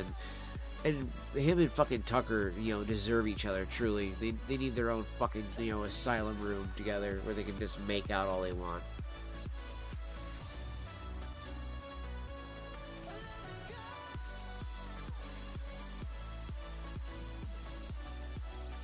You know, it's like, it's legitimately fucking disgusting to see the, you know, the level of anti-Semitism and everything like that that's, you know, going on, you know, over there. And then, you know, people being actually like adamantly okay with it. It's really disgusting and crazy to see. You know, and again, this isn't just people being cringy and all that stuff like that. These are people that are like, they're blaming the Jews for every, you know, this, that, and everything. And you're like, oh, okay. You know, and it's like, you know, one of my favorite ones, and I've heard this so much too from other people, is like, you know, it's really amusing when somebody says like, oh, you can't criticize the Jews, as they're criticizing the Jews on a public fucking, you know, platform. It's like, I don't see anybody do anything about this, so I think it's okay that you're criticizing them. So it's really stupid. It's really also just, I feel like, hurtful for not only just, you know, the community, but it's also just hurtful for people that are just trying to actually get actual, you know, information about what's going on, who's doing this, who's pulling the strings, who's, you know, donating to, which candidate, who's putting into this, who's putting into that. And then you got these people that are kind of like, Jews. You're like, okay, all right, lovely.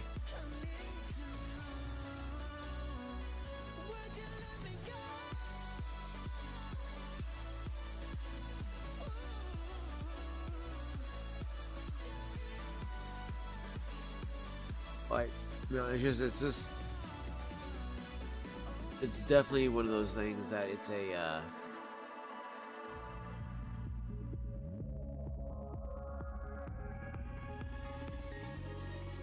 how do I put this? It's really sad to see that,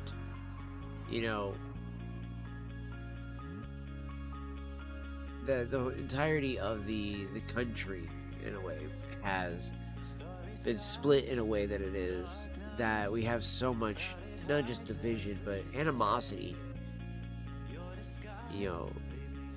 absolute anger, hate, hatefulness, all these things like that. That's just going rampant in the country.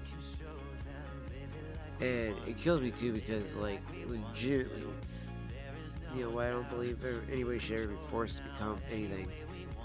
Like, we are primarily a Christian nation, so I do believe that we should always adhere to, like, what the teachings are for the most part.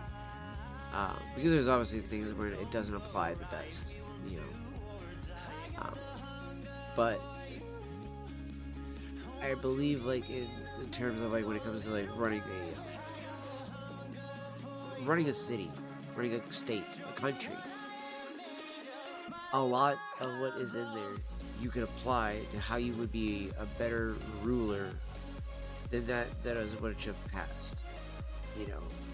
Whether it be for time or whatever the reason is. Whether it be that, you can be better than the ancient kings, right? Obviously. Or better than a general in the Roman Empire, whatever, right? You could try to do things better than, all these things, but learning by their mistakes, right? Maybe, oh.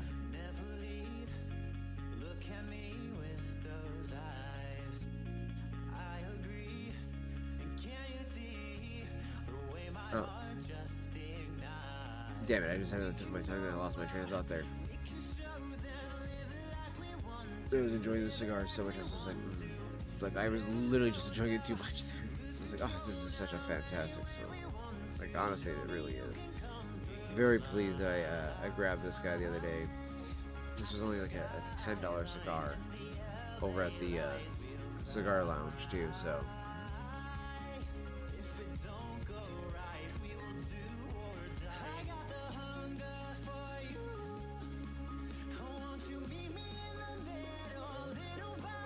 I wanted to try to do both of these tonight, but I don't think I'll be able to get through both of these. It'd be just too much back to back. But so far, enjoying this torpedo. Like, I'm definitely feeling it in the face, feeling it in the head. The flavor is spectacular. It has got such a warm and inviting presence to it. This is definitely I'd say a solid 10 out of 10.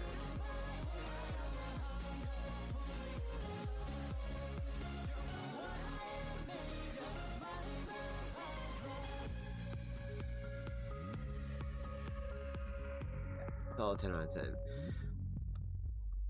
It's a good company too, because there's a lot of other great ones up there, like a few of them in my father's, the Aging Room, and a few other ones that I'd rate up there about 10 out of 10s. A couple of those have been 9s. But the majority of those have been 10s. So, these guys. Oh, Macanudo as well. Mainly 10 out of 10 for flavor, profile, and not for the actual construction. So.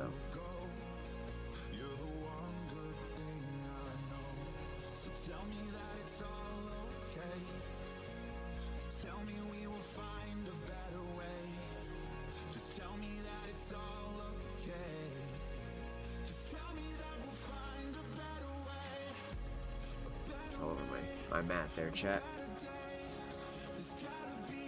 nose. The right side is so stuffed up. Ugh.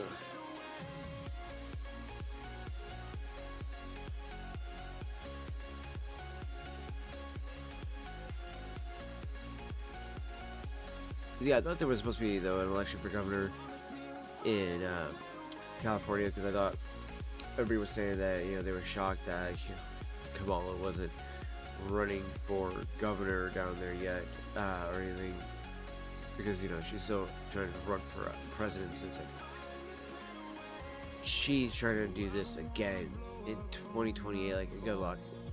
All I gotta say is good luck. You know, at the end of the day, not only do I just, you know,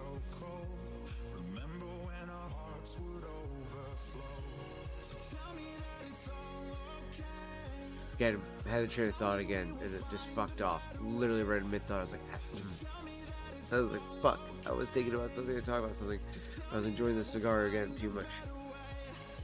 Take one more puff, then I might actually pull off the band.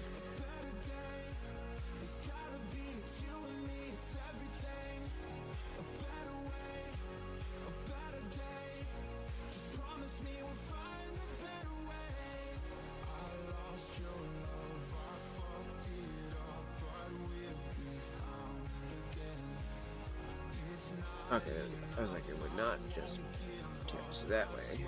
Glad I didn't have to tear it off. I could slide that one off.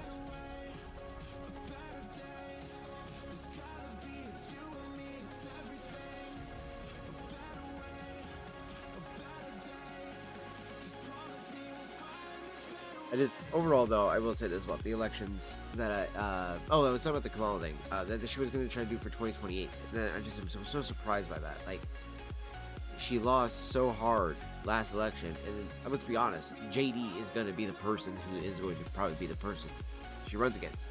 But if it is, I'm voting for JD Vance. I think that he's an absolute shoo-in for president. I think he's an amazing vice president we've had so far. Everything that he's done to continue to excel in his position, I think has been fantastic.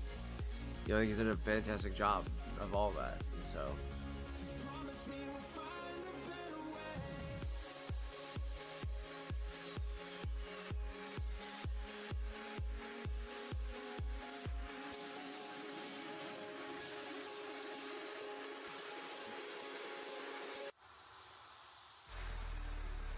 There's so something actually fall over there. Crazy.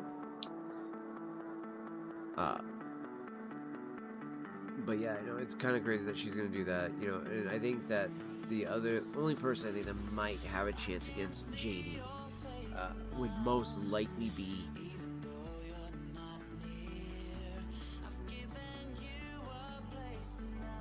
I would say, if he ends up running, possibly from what I've seen from people say, Josh Shapiro. Now, the only other maybe would be Gavin Newsom, but after what happened with California, I just don't see it. I just don't see it.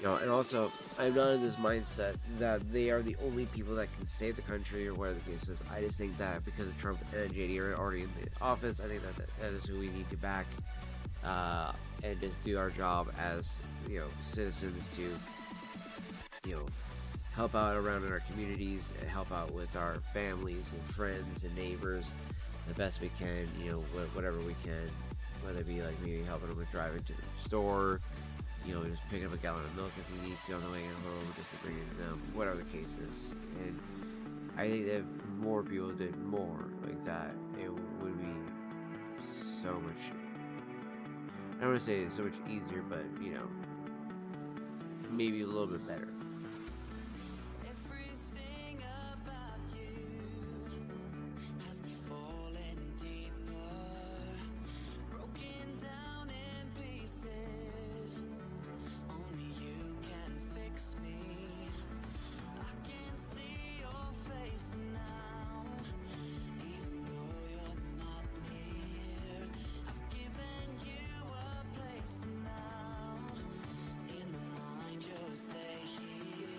smoky in here. Alright, give me 1 second here, guys. I need to open up the window and stuff.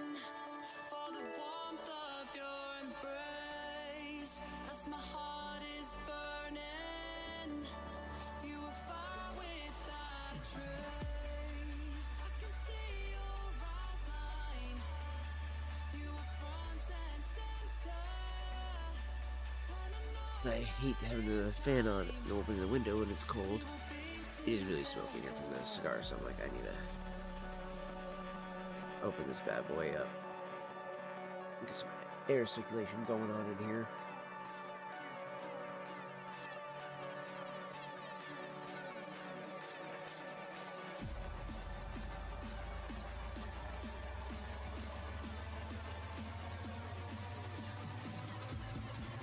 Yeah, you can see it on the airflow there, chat.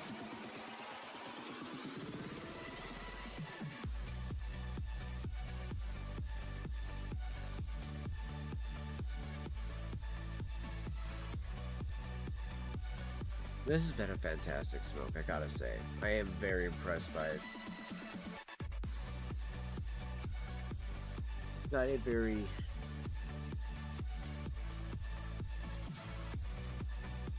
nice earthy taste of leather. I can taste the pepper as well, but it's still got that cocoa taste to it, to me. At least to me. Maybe it's just the sweet cap that it has at the end too, though, that's pulling this all together. It makes it taste really fantastic. So, if you guys haven't had a chance to grab one of these, I definitely recommend it. You know, if you happen to like cigars, definitely check out the Leather Rose Torpedo. Fantastic smoke.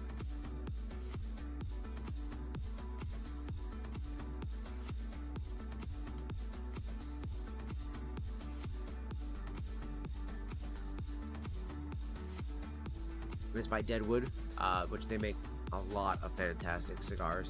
Sweet Jane, Fat Bottom Betty. Those are two of my other favorites from them. I got a couple of the De La Mortis, gosh, I can't say it. Fucking Day of the Dead ones for Halloween. I don't know why. I just can't speak Spanish, man. I just don't do Spanish very well. I really do not. I think it's also just because I fucking hardly ever speak it, because I don't, nothing I ever speak really ever, because I mean, yeah, I was taught it a long time ago, 4th grade, but I don't fucking remember that shit at all.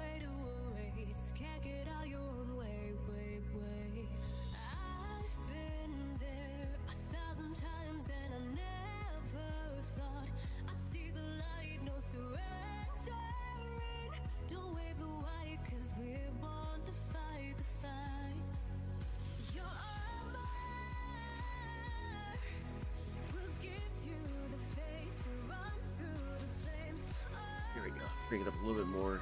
Go a little bit more going in here. Ventilate it a little bit faster. And a little bit better too.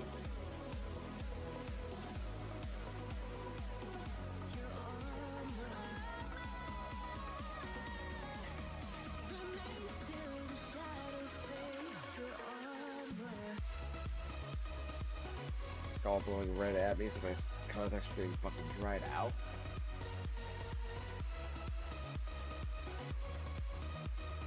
It's kind of going this way, but then it goes right back this way.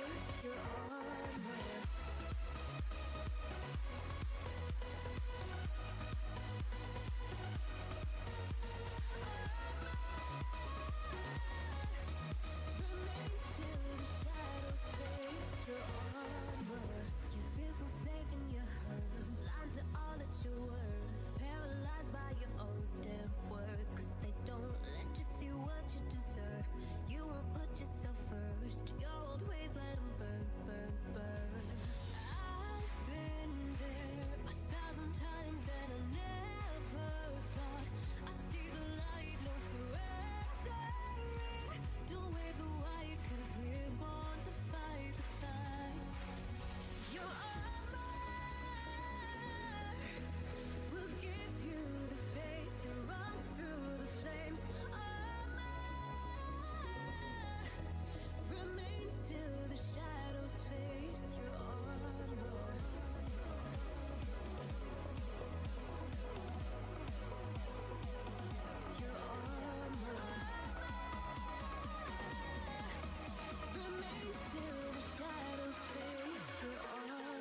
Oh wow, so Illinois has nothing right now for voting. Wow, okay.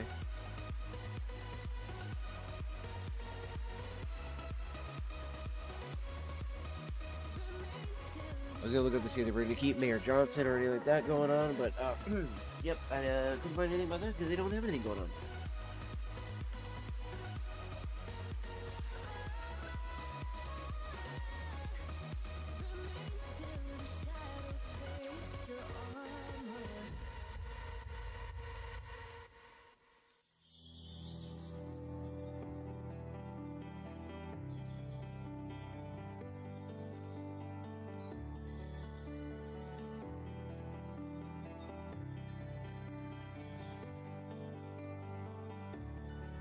I wanna go back.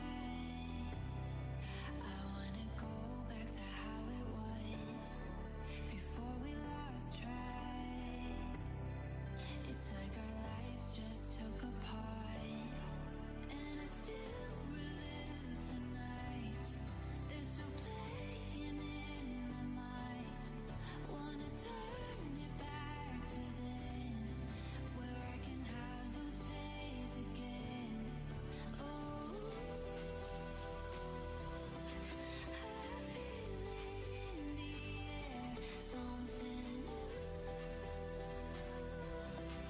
I feel it drawing near. It'll all get better. We will be together like old times, old times.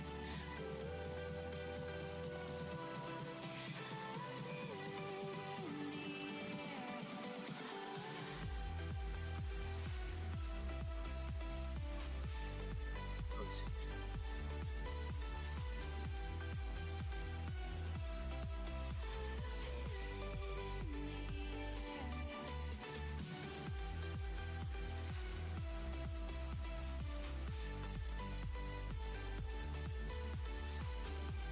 Nope.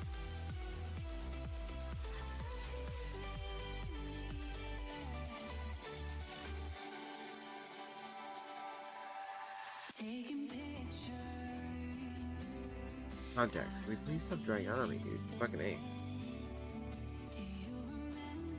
Honestly, chat though, yeah, it's a fantastic smoke. Again, I was also just surprised though, you know, while I was smoking this, I was like, oh yeah, let's go check out Chicago. Did they have any election?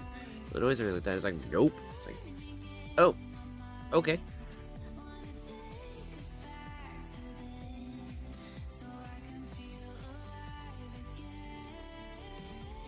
I thought, I'm sure they would have an election, try to vote out Mayor Johnson, or their governor. What is it? Pritzker.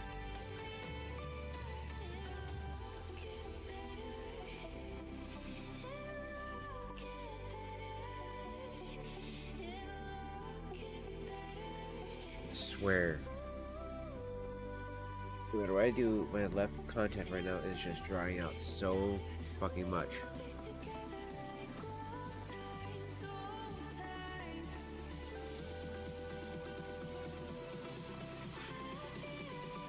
Can I keep my eyes closed for a second there to hopefully moisten them a little bit, but see if that helps.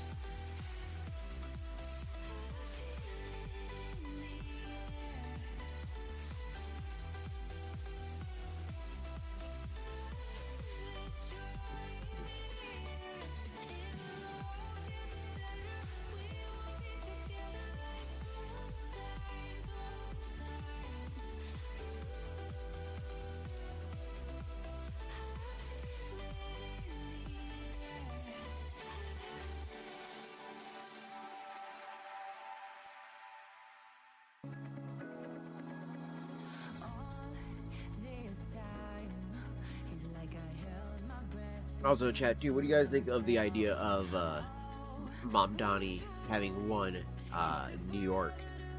And what do you have as a feeling that the way it's gonna go, right? Like, because I mean, I'm hopeful for deportation, all that other stuff like that. But how I think it's gonna go, I think that we're gonna see a very much a Civil War like attack for the state. but I don't think it's going to be something that goes to through the entire nation, if you will, right? I think it'll be something that'll be very much centralized and located in that one area. So.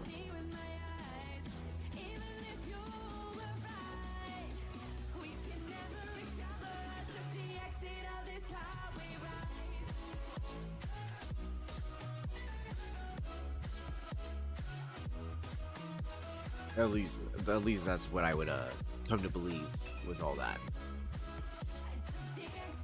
With everything that I've seen here, with the way that Trump and everybody has said that they're not going to give them any federal aid or anything like that, except for the bare minimum that they have to give. There's just going to be a lot of pushback and fighting, and eventually the New Yorkers are going to get fed up of it, and they're going to either exodus or they're going to fucking take over their state.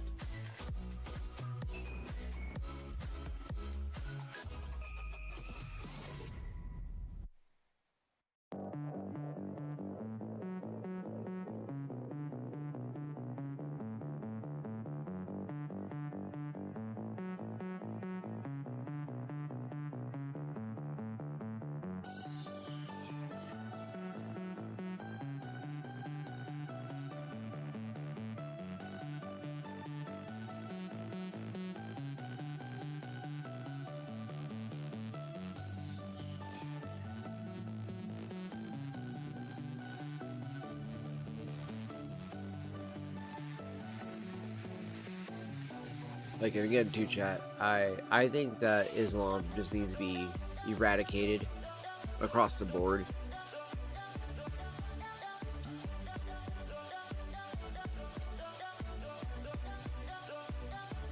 Like, I would almost tolerate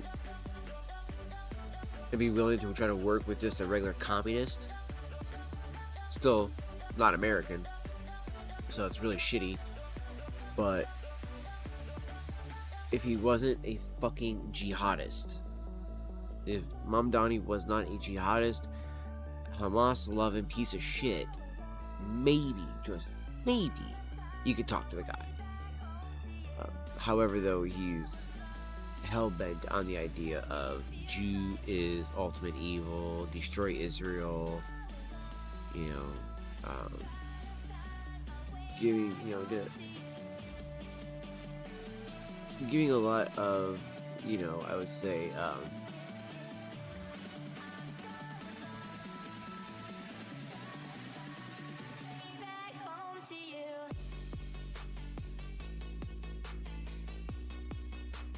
I lost my train of thought there too. About what I was saying there about the douchebag. I really did. I really do fucking hate this piece of shit so much that I was just like, man, I really don't want to fucking have to even remember the fucking comment I was making because I don't like talking about him. But he is so much a huge topic right now because it's like you have not only a democratic socialist or, you know,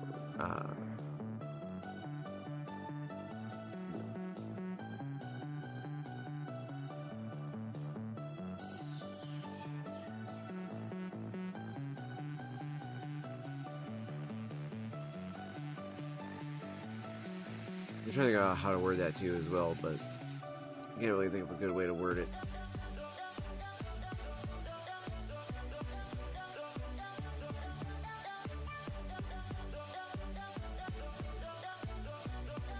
It's also getting close to, or wow, like a minute away. So yeah, it's pretty much 3 o'clock in the morning too. So was not planning for the stream to be like that because I wasn't really trying to, you know, go for super long. But I wanted to make up for the fact that we hadn't gone live when I first got home because it was late when I first got back from the cigar lounge. So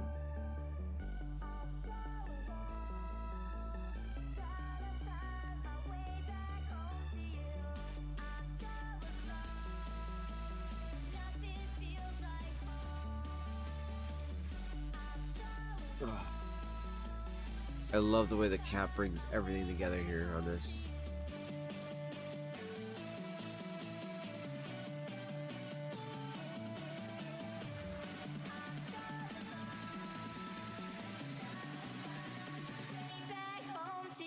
Definitely a fantastic smoke. Again, if you guys get a chance to grab the Torpedo